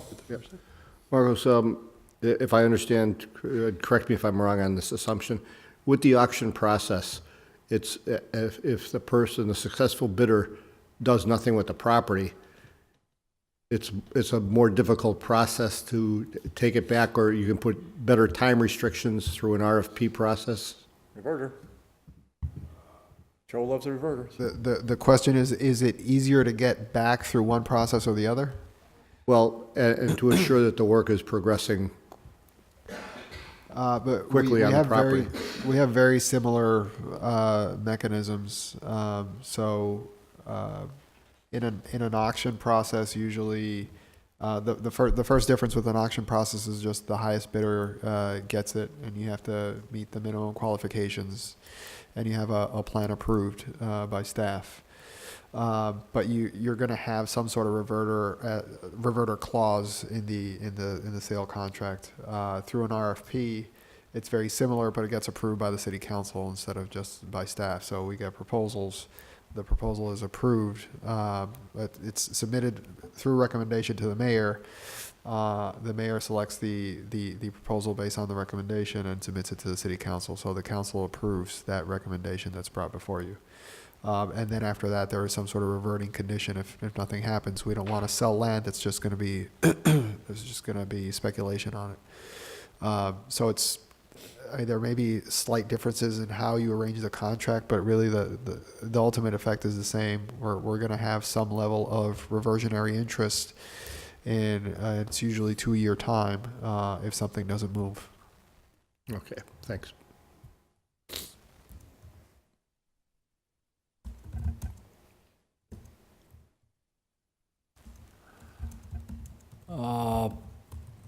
Mr. Dijak, I believe, and correct me if I'm wrong, which I don't think I am, but to declare surplus, it's just good to remind us, it's a two-third vote of the city council to declare surplus, and it's a majority vote to approve disposition. Yeah, that's my Is that true? understanding, yeah. All right. So we would just recommend, however we recommend or not, and then we just move it to the full city council. Any other councilors have questions on this? Hearing none. Somebody want to make a motion? Yeah, I'll make a motion that we declare the surplus of two parcels on James Street surplus property available for disposition. Second. The motion to declare the number 2 James Street and the abutting lot, to declare them surplus available for disposition. The motion, under discussion, hearing none. All in favor? Aye. Opposed? None. So, okay. Moving on. Next one. Motion to take up item number Pick us up. It's number before- 7? Yes, before us. 106, okay. Yeah, Are we doing it's it? Okay. before us. Mr. Dijak, you have the floor. So 106-108 Pine Street is a three-story apartment building just on Pine Street, just in from Dwight. The city took it by tax, final judgment by tax taking for amount of almost $2,200, taken in November of this past year. Assessed value is $112,000, and the zoning is business highway, although it's a residential. There's some abutting businesses near there in the same block. So, Oh, that might have some value then. Somebody could run have it's a little business in there. As you can see, it's just one parcel in from Dwight going north there. Oh, where? And I believe it was you'll see better from this picture. There used to be I think it was, there's a warehousing operation on the left there. I believe it used to be the Sweet Life distributor was there for a long time. The distributor's in the bigger building to the left. To the right was Mine's Drugstore. This has always been used as residential, but the land was always commercial. Yeah. So Johnny, I missed that. Which one is it? Is it the one? It's the one right in the center. It's the Center, taller okay. one, the skinnier one. It actually, if you look on the right, it appears to have a connection to the apartment building on Dwight Street. It doesn't. There's an overhang that goes to that little space in the middle there. Well, who? Oh, I see the overhang. Okay, so that's connected to, oh, I see. They are not connected. So they're not connected. They're not connected. Yeah, there's no shared walls or anything. But it's unfortunately been a challenge for the Board of Health and Building Department to stay on top of this one over the years. It has some really ornate features to it. When there's several parcels right around there that are in the urban renewal plan, and we did actually. When we were walking the area for the urban renewal plan, I remember stopping and looking at this one and admiring the ornate features on the building. But it is seeing some of the interior pictures. It's going to be a complete rehab of a property.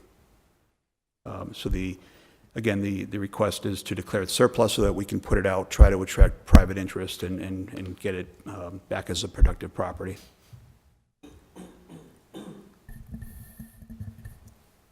I just have a quick question. One second, Councilor Bacon. So the buildings that abut it, are those up and running? Yes. Councilor Bacon? I just had a quick question. I was wondering, price-wise, do you find we do better on the RFPs or the auctions? I don't know if there's enough of a comparison to say A one or history? the other. And the buildings are so different. It's, for example, the James Street property and a few a few others we put on the market recently. I think the prices that we were asking for or suggesting a minimum bid are at least what the auction, similar auction prices. So you think they're kind of similar in the end? I think so. But And this you is don't have to pay for the auctioneer. right, but I think this is also a situation where we have an auction may be just the highest price. This is where there's some control over who gets it. We look at their capacity to do it, make sure they have the financial means, and where in an auction, it might just go to the highest bidder, although there is oversight after that. It really is the highest bid. Thanks. I find that at times the auction will command higher prices. The problem is that they don't end up panning out, so you don't actually close and you don't see any benefit from that higher price. So I think in practice, we haven't really seen a difference. Pretty common. You know, you go maybe by the headline and say, wow, we got all this money. Well, you don't actually get the money till you close. So when when you start going through the process with the bidder and, you know, they don't have a financial plan, they can't really close on it, then, you know, it doesn't actually move. It goes out again to auction or something like that, so. Marcus, not that I want you to add another project, but to your plate, but that would be an interesting internship study, wouldn't it? From Mount Holyoke College student? What- I mean, You got Mount Holyoke on your mind today, right? well, to me, those are some of the most fun things we do here in this committee when we have the guests come in. I really enjoy it, and it's just, tonight is particularly good. My humble, and he's basically saying, you know, if you have some transportation, and if by some miracle there's some housing, man, you might have some Mount Holyoke students. Because the college already has a stipend right there in place. Right. You know, so they're already set to pay them. So our job would be to either get transportation or preferably even get them housing where they can just hop on the 24, the 20 or whatever and scoot downtown. I mean, it's pretty, I mean, these are impressive women when they're, I mean, you know, Mount Holyoke is, that's our Amherst, Harvard, same thing. Exact same thing. These are the cream of the crop. Council Tallman.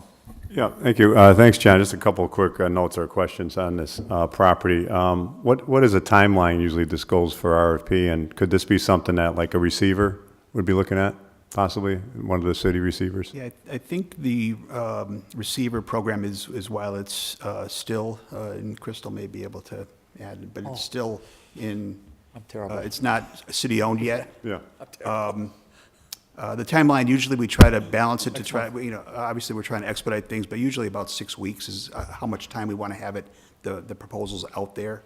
And then we start the process with the, you know, hopefully we'll get some good offers and then we'll select one to bring before the council.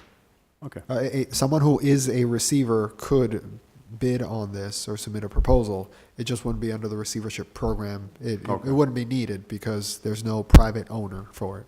And Council Tallman raises another outstanding point, as always, but we are going to have the receiver report, which is already 5 months. That's my fault. The acting solicitor has a wonderful report.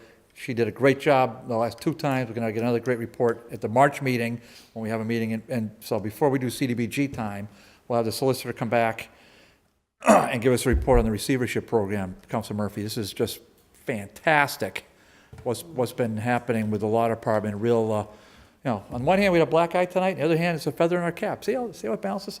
So it's just been a great program. So we're very excited about that. Hold on, Mr. McGivern. Councilor Murphy.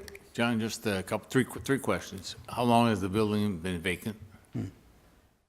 The 2000 in taxes, is that just a one-year tax thing? Or are we talking years back? And 2000 in tax doesn't seem like a whole lot of money, but, and 3, was the previous owner of that building, do they own other buildings in Holyoke that you know of? Oh, that's a good one. I don't know for sure, so I'll have to check these facts, but I think we're probably looking somewhere 5 to 10 years that it's been vacant. The numbers on the taxes is the amount the final judgment was awarded by the court, so that's the amount that the tax collector submitted when we went for it. The residential, I know there was a valuation on this property of, it probably was at least a couple of years of back taxes, you know, $112,000 value at the residential rate. It's fairly low amount of taxes. But I can, you know, I can, yeah. Okay, so you can send a communication, Yeah. John, just to the committee, and then I'll put it before City Council. So And the last question, I believe, was the other property owner, do they own other properties? I'll just take a quick peek at the name to see it's familiar. No, an out-of-town owner that I'm not familiar with, a previous owner. Councilor Murphy, outstanding questions, I'll tell you. That's, boy, coming in out of left field, and look at him go. Look at him go. I looked in my Britannica encyclopedia. Yeah, those those are still published. Merriam-Webster still going strong in Springfield. Okay, any other questions? Oh, Councilor McGivern, I apologize. Thank you. John, there was a fire in the building next to it, the corner building, which was the Moline Drug Store on the bottom. And I believe 1 story, maybe 2 stories were chopped off that building. Was there any damages to this building because of the fire? I'm not aware of it. I'm kind of pausing because I remember walking by it, and because I think you can see it if you drive down or up Dwight Street, and there may be some charred areas in the back just from the heat and the flames when that fire occurred, but I'm not sure. When we took that walk with your boss sitting next to you, and he told us what the plan was for all those vacant lots that you just pointed out on Dwight Street, and I think there's at least 6 that are under the redevelopment plan itself. And I gave Marcus the history of all these lots, and, he didn't know if he was doing a tour, if I was doing the tour, because I grew up in this neighborhood. You were doing the tour. I think we were doing it together jointly. But the one of the points I made was it's a heavily populated residential area with a history of commercial business. Times have changed. And I get the plan of the redevelopment authority, which will be some mixed and hopefully attract some business. But is there anything, is this going to fit into the redevelopment authority's plan? Is it going to stand on its own? This transaction we would be pursuing as a standalone transaction. As you can see from the picture, there's no real land to aggregate around it. So most of the parcels that were put into the urban renewal plan were done with the primary purpose, not exclusively, but most of them because land aggregation would have been much easier through the redevelopment authority. It would obviously complement the other work that the redevelopment authority is doing in that corridor, primarily at the intersection of Dwight and Pine on the southwestern side. So it'll fit into the neighborhood. We're staffing both the redevelopment authority and the city, so the idea is for it to complement each other. But the HRA wouldn't have a specific role in this property that we can think of right now. Thank you. Mark, just some marks right across the street, Pine Street, that empty lot, Marcos, or John, what's happening? Do we know? So the lot is, Should say? so it's a very big lot on the corner that has a building on the corner of it. That Right. building is half of what used to be there facing Dwight Street. Okay. So it is somewhat used by the owner and the tenants of that building. Lightly used, I would describe it. Central Package Store and Valley Farms Convenience Store.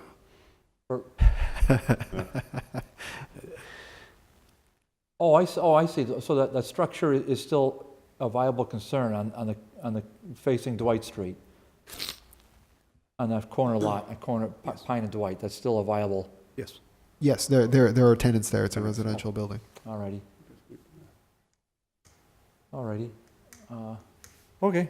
Well, good job, gentlemen. I'm glad you were moving these off to greener pastures. So, well, soon we get a vote here. So, what's the pleasure of the committee? I make a motion to declare the parcel surplus available for disposition, 106, 108 Pine Street. Second. Motion made and seconded to declare 106, 108 Pine Street as amended,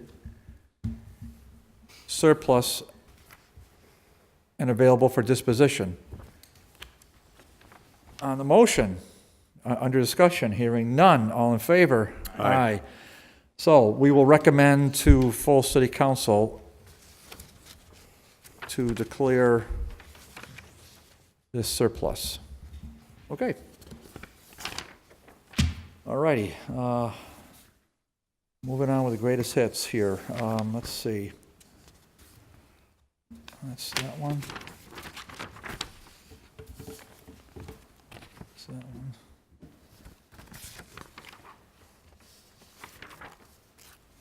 Okay, we have 2 orders remaining. Marcos, do we take these up together? Please. Take them together, right? Yes. Let's suspend the rules and take up items number 9 and 10 off the table for discussion. Motion made and seconded to take items 9 and 10 off the table. Let's suspend the rules, take items number 9 and 10 off the table, available for discussion. On the motion, all in favor? Aye. Orders are that City Council declare properties located on Chestnut and Elm as surplus properties available for disposition. 255 Chestnut, and Elm Street. And item 10, order that the city council, in accord with an MOU between city council and Holyoke Housing Authority dated December of 18, approve to transfer ownership of the parcels of land at 255 Chestnut and the Elm Street parcel to the Holyoke Housing Authority for consideration of $1. So we have the executive director of the Housing Authority, Mr. Mainville. Mr. Mainville, why don't you come on in and grab a seat, Matt? Please, you don't have to turn on the microphone and all that jazz. Do you need anybody else with you? Are you all set? Okay. All right, so welcome to Executive Director Matt Mainville, no stranger here. Yep. Matt, welcome, so nice to see you back. Let's see. Marcos, you want to take it away? Sure. The framework of what we're going to show you, you've seen as of, I think, last summer in the context of a broader negotiation with the Diocese of Springfield, in which this committee looked at an agreement that would secure site control for the block near the city library.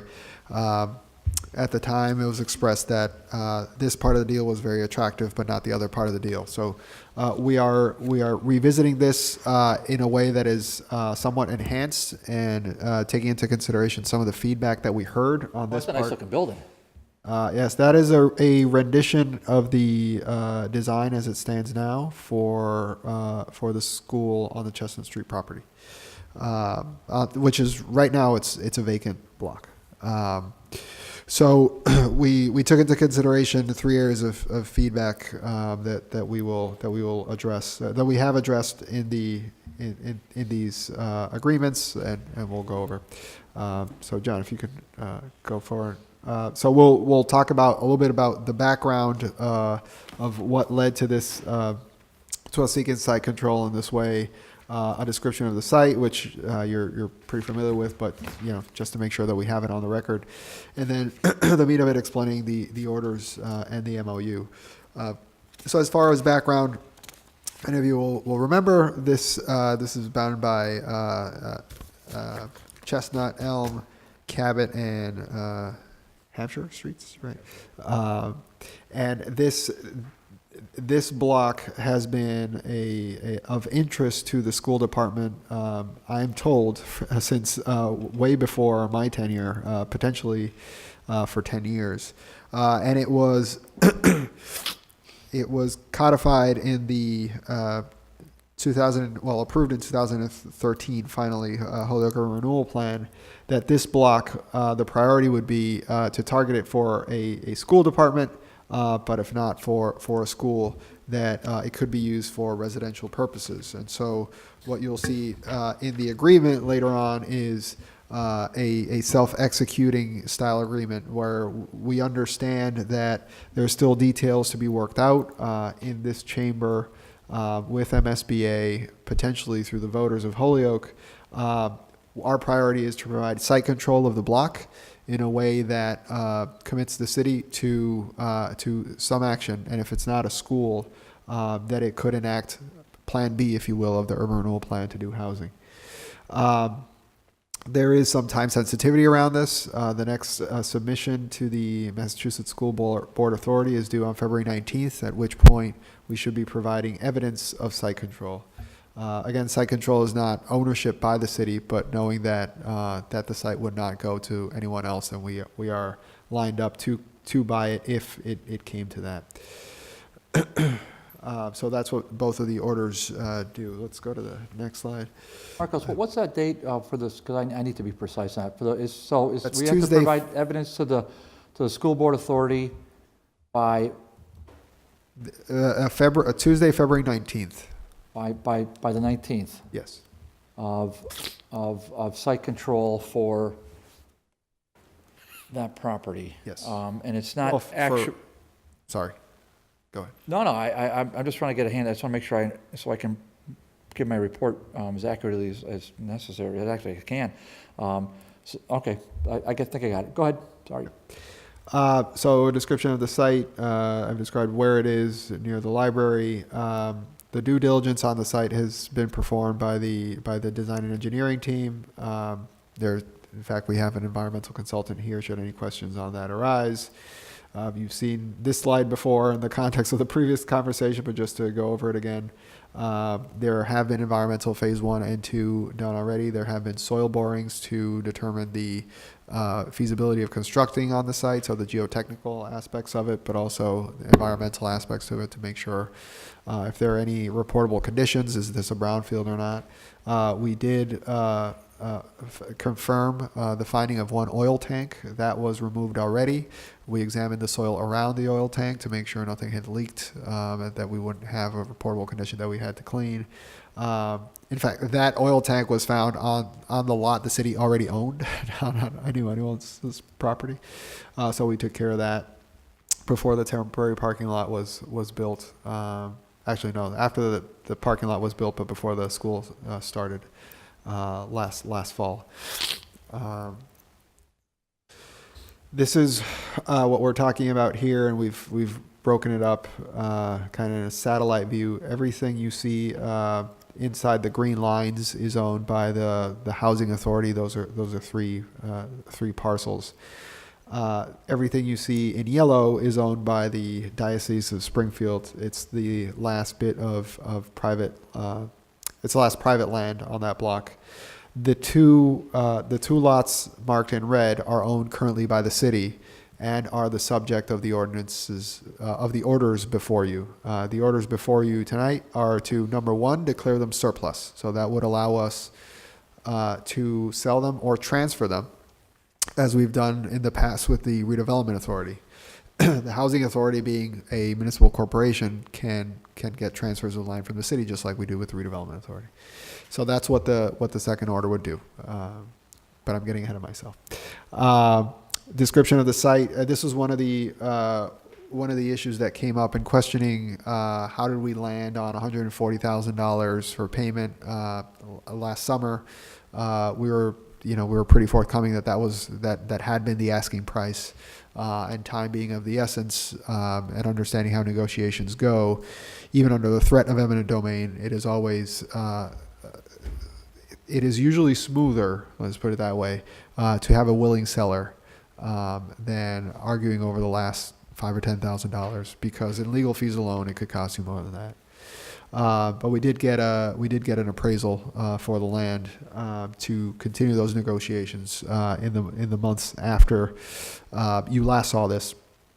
And the appraisal, the estimate of value was from $175 to $225 per square foot, $1.75 to $2.25 per square foot, with the most likely valuation in the opinion being $110,000. We settled in negotiations down from $140,000 to $120,000, which is at $2.18, and that's not very far from what we've seen, what we've sold actually in that neighborhood on parcels. It's around that figure.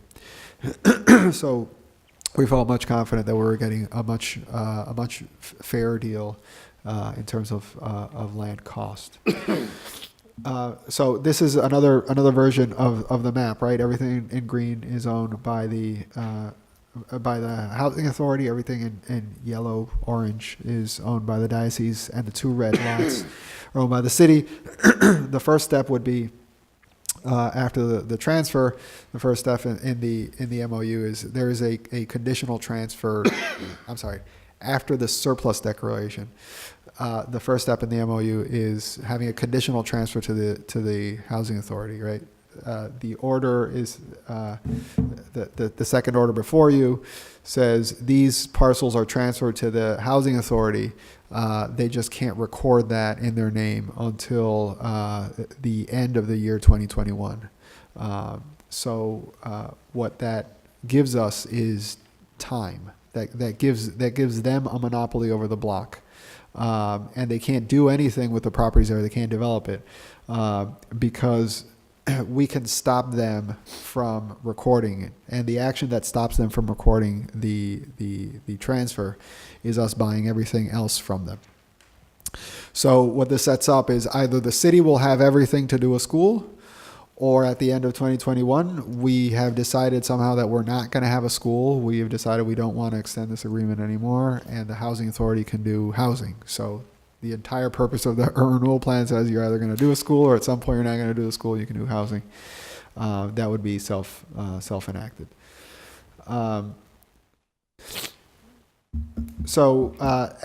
Upon the approval of the MOA, which is the second order, the housing authority would have the surety it would need to close on the sale with the diocese lot. They already have a purchase and sale that's just pending this approval. So that's what site ownership would look like after the approval of the MOU. The housing authority would immediately go to the diocese. They would close on that. They would pay $120,000, and they would own that. So everything in green would be owned by the housing authority, and the 2 red lots owned by the city would be provisionally transferred to the housing authority. So the last step, which would be sometime in the future, presumably the city has decided that it is, in this scenario, in scenario 3A, it has decided that somehow it is going to go forward with the schools. And so we definitely want to own the whole block. The city would then acquire parcels 2, 4, 5, 6, and 7. And so it would all be red. It would all be under city control. Option 3B, actually, let me go a little bit into details of that. So one of the questions that came up was, actually, one of the questions that was coming up was, what are we voting on? Are we voting on acquiring something? And so we made the language much clearer. You're not voting on acquiring anything right now. You're voting on transferring property away, which is counterintuitive. But it is very clear that what you're doing is, while you're transferring it away, you're saying at some point in the future we will acquire it, or we may not. And if we do, what you're establishing is, remember, the city has eminent domain authority. You don't commit the city to any particular value now. But what it does is the housing authority commits to what is fair compensation in the future. So the housing authority indicates what would be fair compensation to them. The city isn't bound to those. The city can still take it by eminent domain for fair compensation. So that is the thing that I would point out. Fair compensation could change a year from now, 2 years from now, but this document would say that the housing authority would provide that. So a year from now, if you wanted to buy this and just exercise eminent domain, you can take one of these off the menu. We want to pay $187,000 because that's, how do we get to that value? That's $2.18 for all the land on that block. Right, that's $187,000. We don't want to pay any cash. The housing authority would be willing to exchange all that land for the land on the Congregate House, where they have a long-term lease. Or there could be any combination of land and parcels. We've identified several parcels nearby, small parcels that, combined with some amount of cash, just under $100,000, could also be fair compensation for that. So option 3B would be the city going back to where we start. Let's go to the next slide. Is the city just does for whatever reason decides not to do a school, and so the beginning of 2022 comes along. It's clear the city's not doing a school. There's no interest in doing that. We don't extend the agreement. The housing authority closes on the 2 little lots that the city owns on the corners. Now the housing authority has the entire block, and that would be in green, if you go to the next slide. And so they would have an entire block to do a housing project, which is a pretty envious thing in a landlocked downtown. So that's how these work in concert. Again, the first order, declaring surplus. The second one is saying we're transferring it, but the conditional transfer is you have to follow the terms in the MOU. You should get hazard pay duty, Marcos, for being so under the weather. I appreciate your synopsis. Marcos, the MOU, or Matt, the MOU, I know I've seen it. For some reason, I cannot readily and I had a heck of a time finding my computer before this meeting. We have copies. Oh, I was gonna have you email it, but you can just hand it to me. We can email them too? No, never, I can, forget that, I can just, thanks, John. Mike, are you set with do you want a copy of this? Emily? Sure. Counselor Bacon, do you want a copy of this? Please, if you would.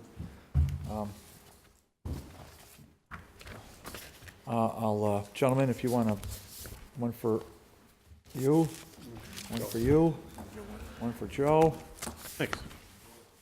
And I'll just put 2 in the jacket. So while that's being distributed,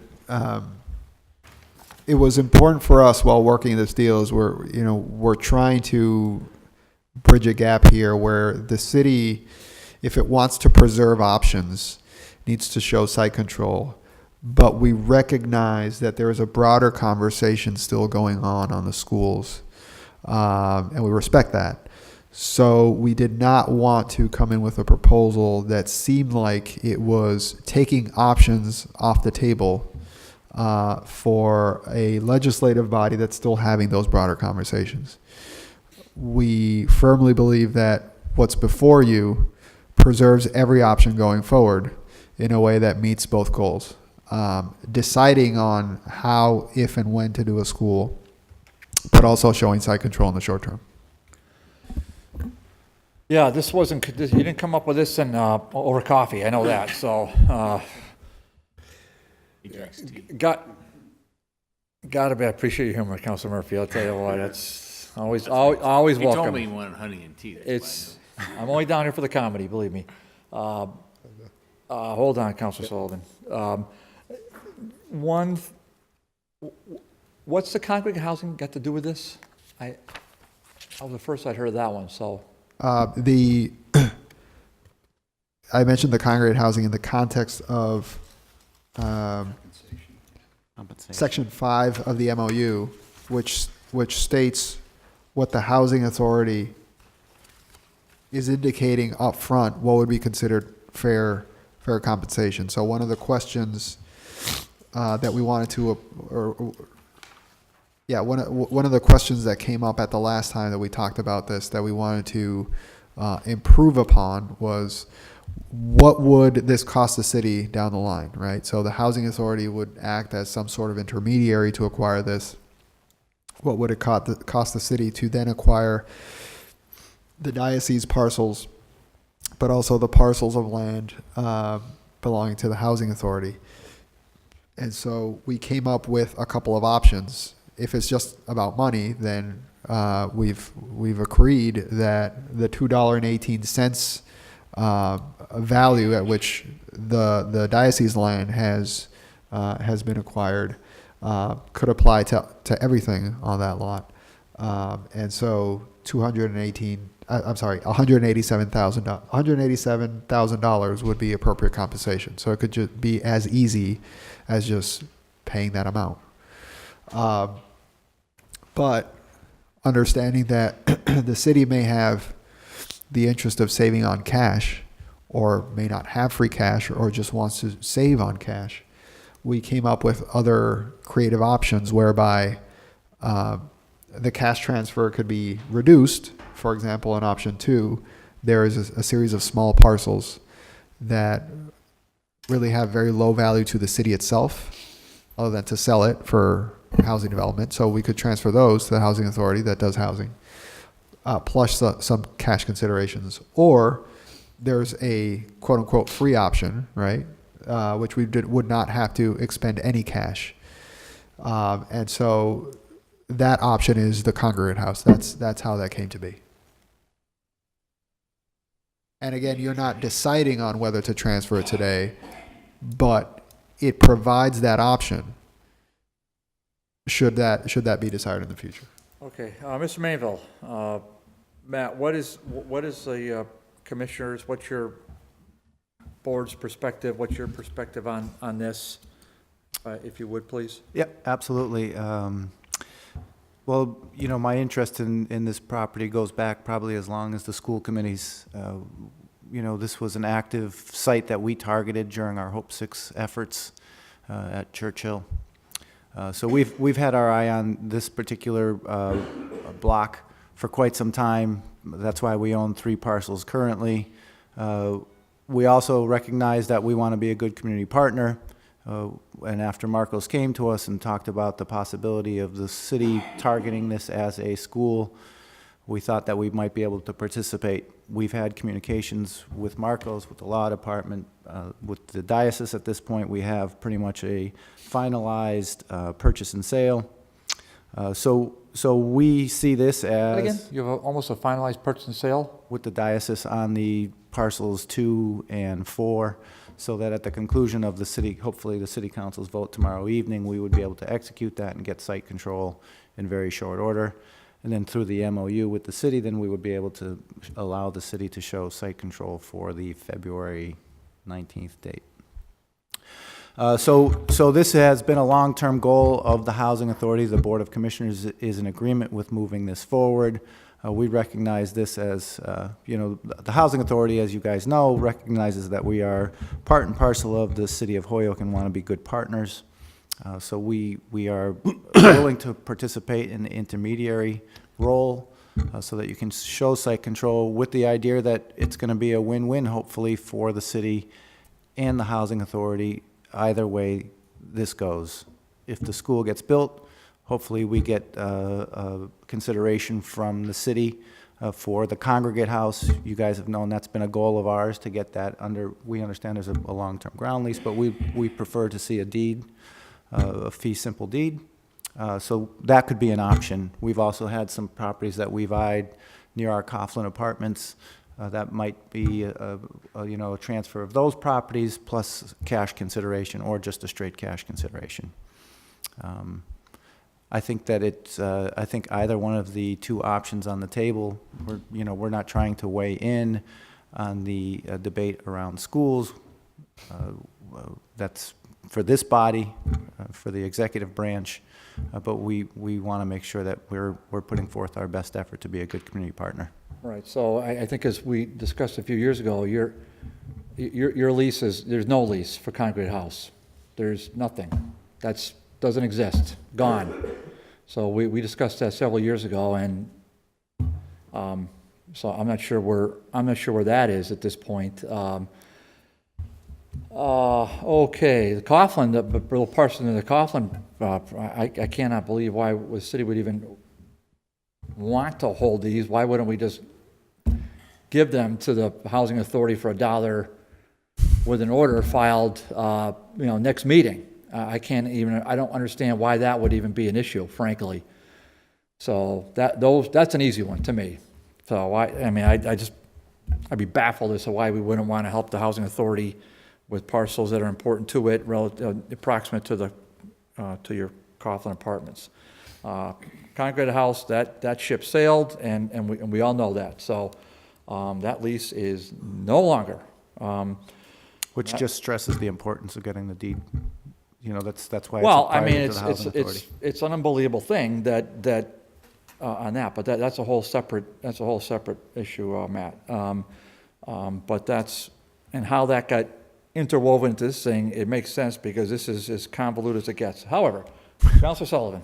Thank you. This, for any one of you, or Crystal, has the diocese been paying the property tax on the vacant land? I honestly don't know.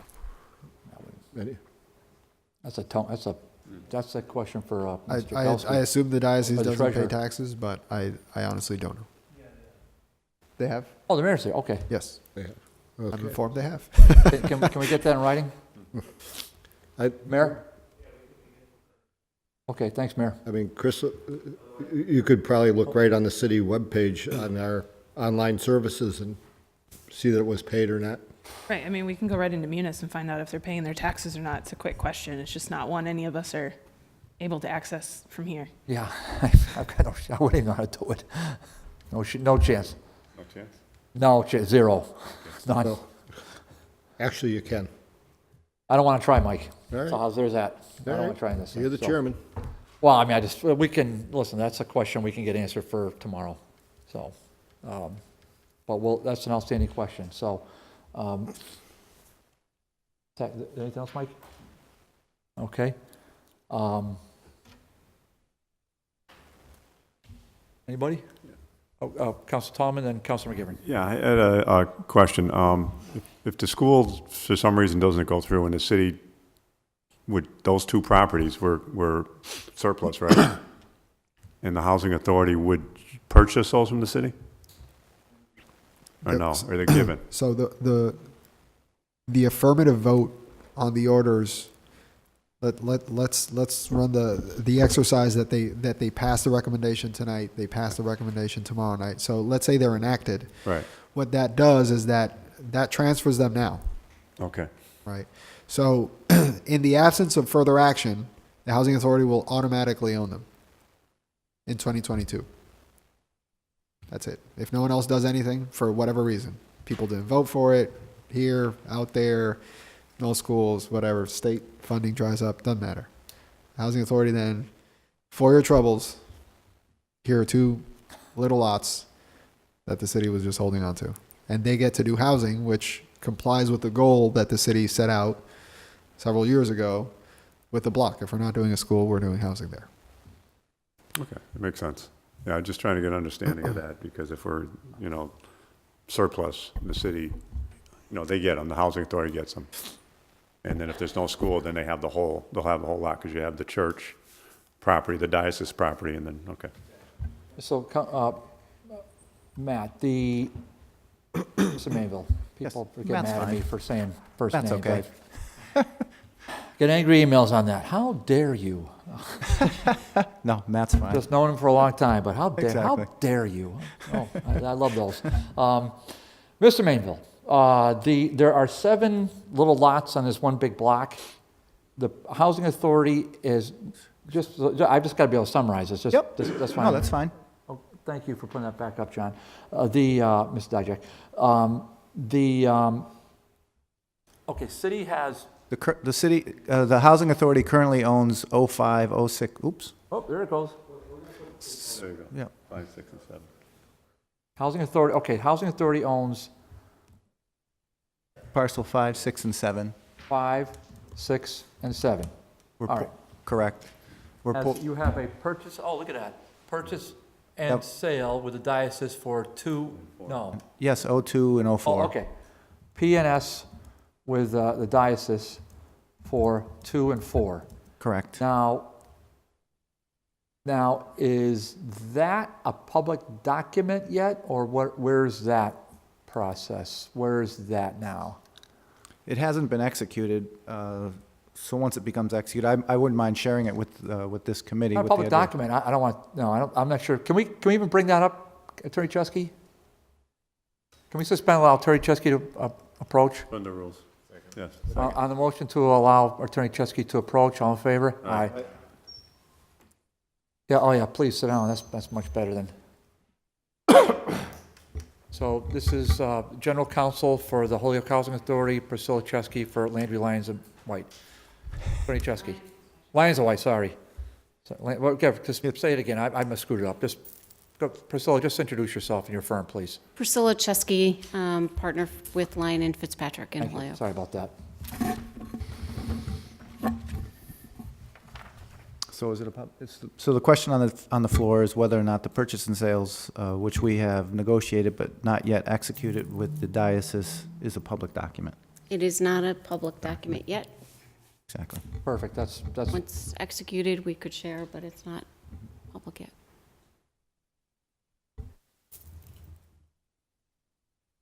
that's all. I don't want to overstep my bounds here. Okay. Did I miss somebody? I'm sorry, Counselor. Counselor McGivern. Thank you. You got to get a different angle here, Mr. Chairman, yeah. You always sit in that same desk. That's on you.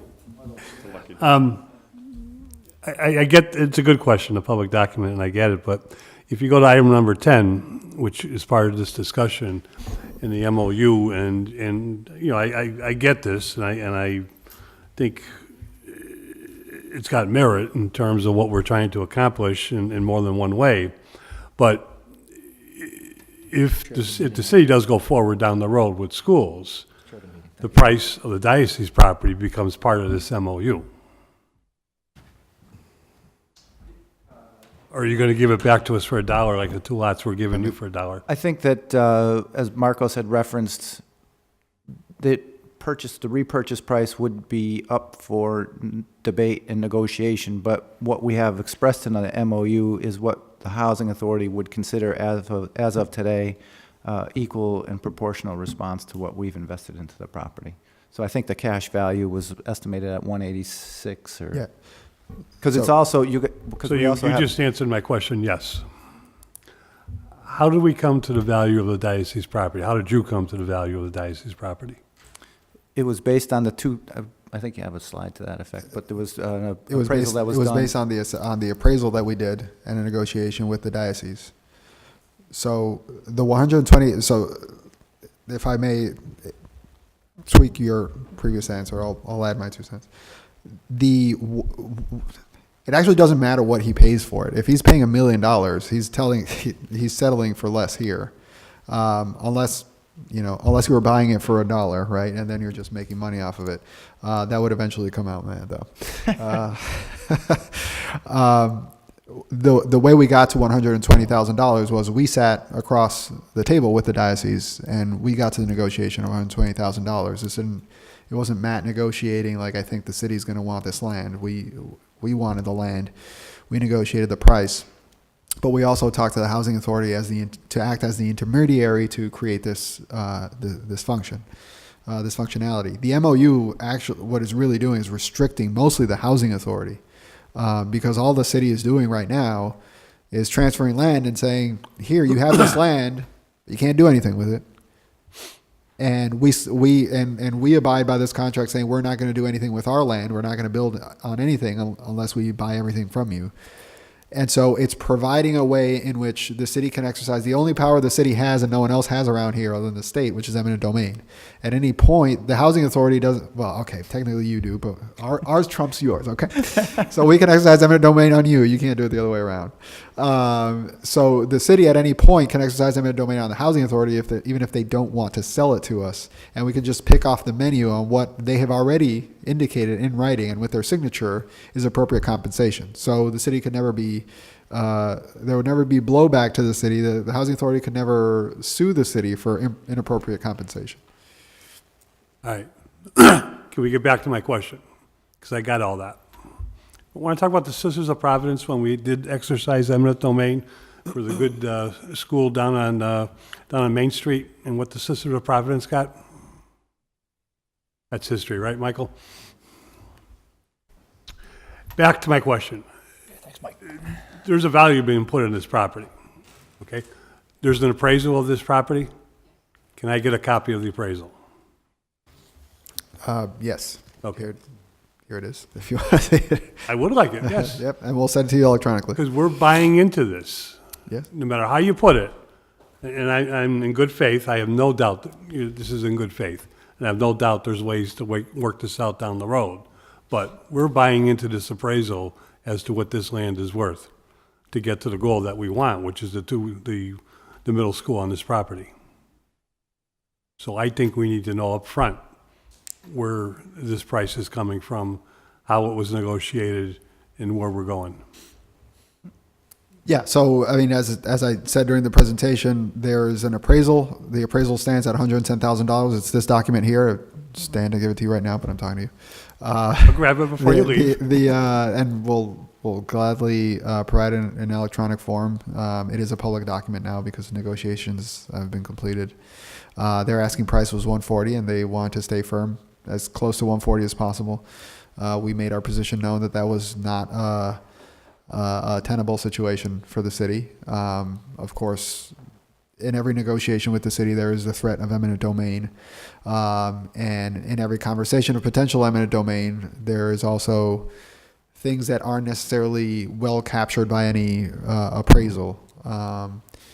And in the case of this is the tricky part of being a landlocked city where you don't have a lot of land. The land itself may be valued at a specific value. In this case, the midpoint in the range was 110, but the replacement value near the location may just not exist. So buying a similar property will not be, it's not homogeneous. You're going to have to find something somewhere else, far away from it, and that may also cost more. So The piece of property across the street we could start talking about. Putting a value on that and selling that.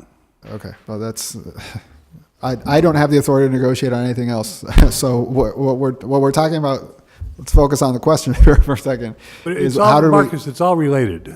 We've got people over here. You're asking me how I got to the value. I'm Yes. telling you how you got to the value. So, I mean, now you're That- telling me, that's well, my question. we could offer another piece of land. Yes. Like, I can't offer anything. It's But used this by is the what we schools. have to talk about. We're talking about being creative, okay? Because I see no way we can do these middle schools without going to the ballot and without going to the question.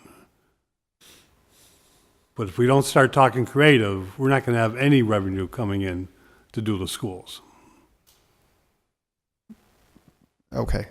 So, with all due respect, bigger picture. but I don't understand how that. So that's how we got to the 120, right? They've had an asking price. It was listed at 140 in the market for a while, and we pulled them down. We could not pull them down to the midway point in the valuation of 110 because, frankly, there were other considerations that were not irrational on their part, but also that $2.18 per square foot is kind of very well aligned with even stuff that we've sold very recently in auction in that area. So $2.18 a square foot is pretty much the price in this area. It is a fair price for land. And so we would be facing that same price that the housing authority is facing of $120,000 for that land. We could pay that in cash or we could pay that in land. Thank you. Councilor Murphy. Yeah, if I'm reading this correctly, until December of 2021, the housing authority can't do anything. Now, let's just, and I don't want to get in trouble here, but let's say that a ballot question goes on and it does not pass. I'm assuming that the city would at that point negotiate a change in the date with the housing authority so that they're not sitting there with property for the next 2 years and not doing anything. Is that correct? Or All options. You can always. You don't have to write in a contract that we agree to agree later. You can always agree on something else later. What this MOU says is you're agreeing that for the time being, no one will do anything on it. If later on all parties change their mind, you're anxious to have housing. I'm sure. Again, this restricts mostly the housing authority. Mm-hmm. So if the city voluntarily says, "I want to take away restrictions from you," we're free to do that. Yeah, you can change any agreement that you want. The incentive here is all on us. We want to have options for the future. This gives us that, and we take away options from the housing authority. The only upside for them is, should we not do anything, they're going to get 2 little lots that are a very low value in and of themselves. Their big value is only to complete the monopoly of the block, mm-hmm. right? Think of the game Monopoly, right? If you want to build that hotel, you need the whole. No, I understand that, but I'm just, I mean, again, looking at a logical scenario.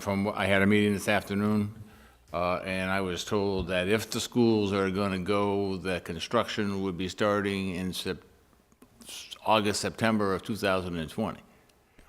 So if that is the case, then I'm just thinking that we're another year and a half with the housing authority.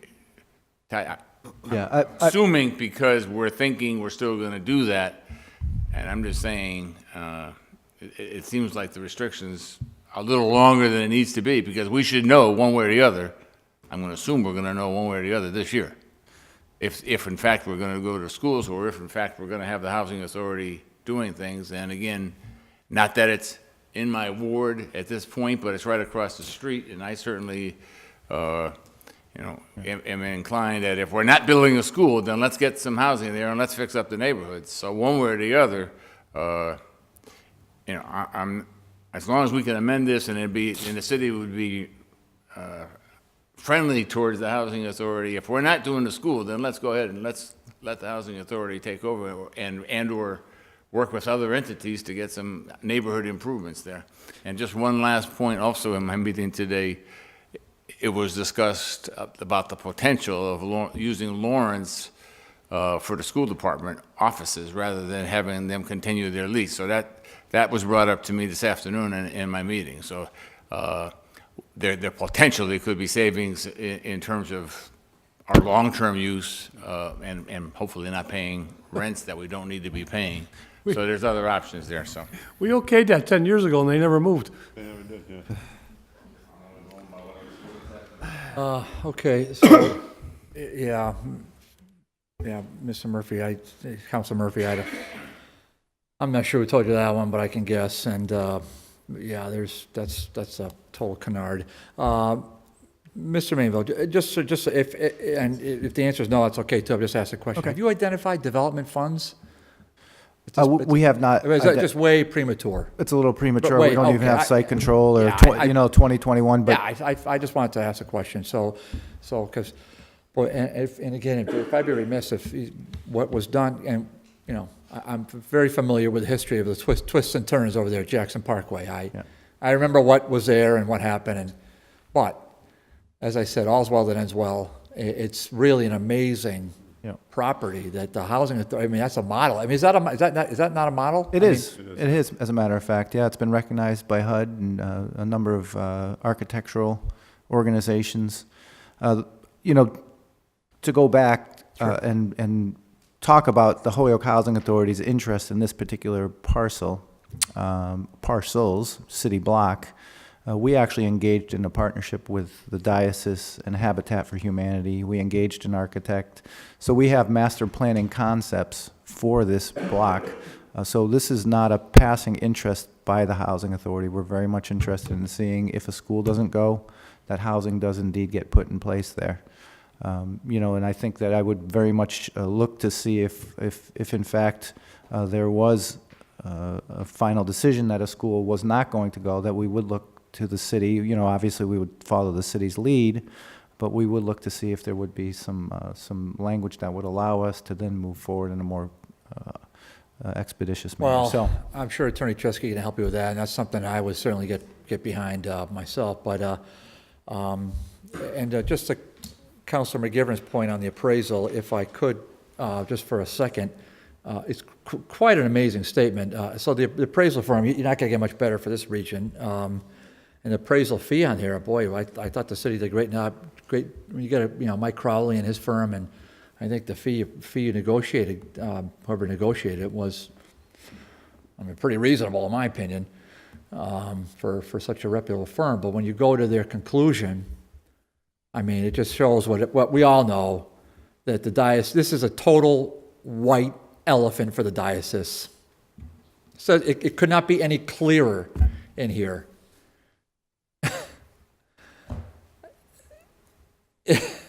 I mean, when I say, it's our conclusion that the highest and best use of the land as vacant would be to hold the property for development at a future time. We have tested numerous uses permitted by right by zoning, including residential, educational, institutional, retail, and office. And we have concluded that there's already sufficient quantity of inventory in the general market area. In other words, Diocese of Springfield, you bunch of phonies. You shouldn't get a penny for this. You rotten phonies. That's exactly what they are. And they know it too. They already pocketed the $18 million. We already know that, right? And then we had this phony argument last June, which, you know, we didn't know that the joke was on us. I actually believed that what was put before us last June was a good faith argument saying that the law department with the mayor negotiated that contract with the Monte Della Rosa, and we would get if we bought that with all those ridiculous restrictions, somehow I believed it, that it was a good faith effort. That if we took that contract, we would get that property over there, not for $120,000, but for a donut. I actually believed that last June. I did not realize that there was a grander scheme behind this, that the joke was on me. I'm not speaking for, although that was soundly dissolved at a 9-0 vote, cast out, because that contract was an embarrassment. When you have restrictions where you can't make a change to that, if we bought that building with that contract, we couldn't make a change without approval by Elliott Street. Didn't get the parking lot. The joke was on the city council. I didn't know because, you know, I'm a gullible person, I guess. I thought that was a real contract. That was a phony contract. We were lied to. I will say this to my friend, the Executive Director of the Housing Authority. I want to support you. You know we've had our little thing with the Congress House. Put that to the side. I want to support you. What you've done at Jackson Parkway is phenomenal. The Coughlin apartments, I say take them now. What are we doing? Why do we want those? It's ridiculous. I mean, why is that not before us already?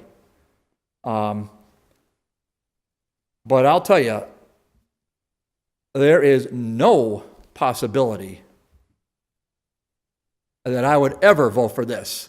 After being lied to last June, lied to by the mayor, by the law department, by the Diocese of Springfield. That was not a real contract. You know, a blind man could have seen it. That's why I voted for it 9-0. But I thought that's what they did. I really did. I believed it. And at the time, I said, hey, the law department, I didn't knock the law department, I didn't knock anybody. I said, hey, because I know the diocese, those lawyers are,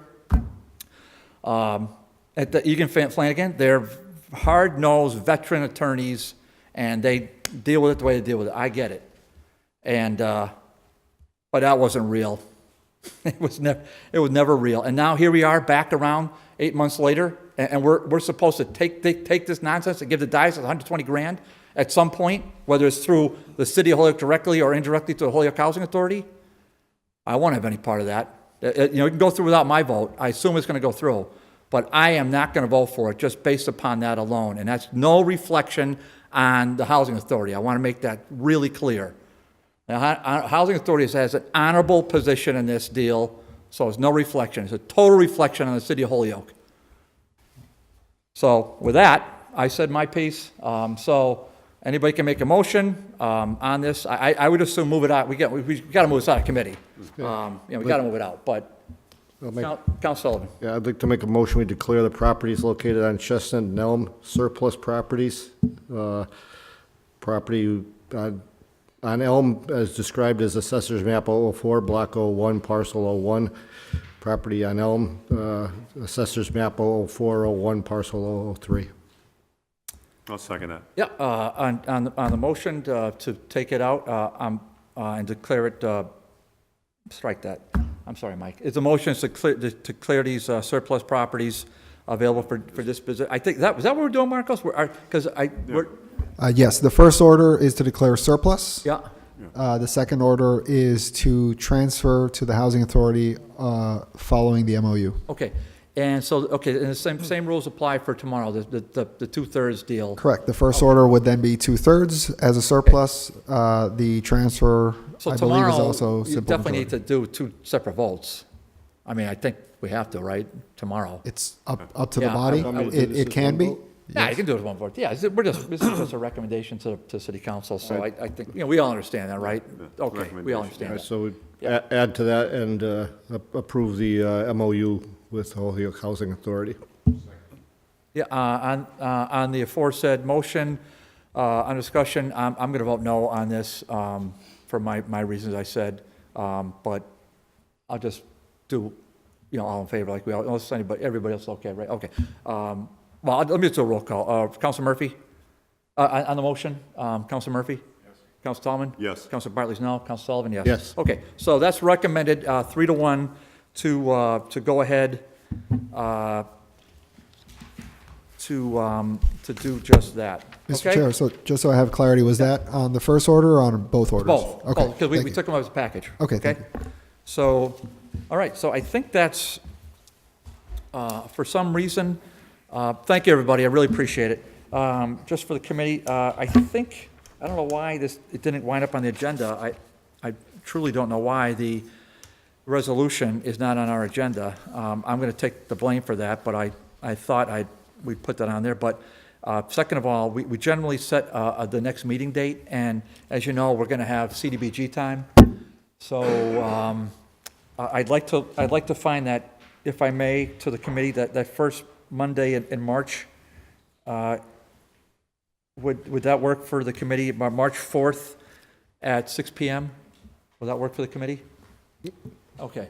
All right. So we're not taking a vote on that. I just want to say that out loud. So next DG&R will be Monday, March 4th. March 4th, Marcos, be the next one. So if you have, any orders relative, yeah. So you've got ample time, and that is CDBG time as well. So we have to deal with that, and we are also going to take up the hard work done by the law department relative to the receivership. I've been negligent in that. I apologize. I was a bad boy. I realize that, very bad. But maybe we'll have another 6-month review. So I think they're great. So no, I want to do it in March because it's ridiculous. So I want to do it in March. So we will take it up then. Okay. Motion to adjourn be in order. Second. The motion, all in favor? Aye. We are adjourned. Thank you.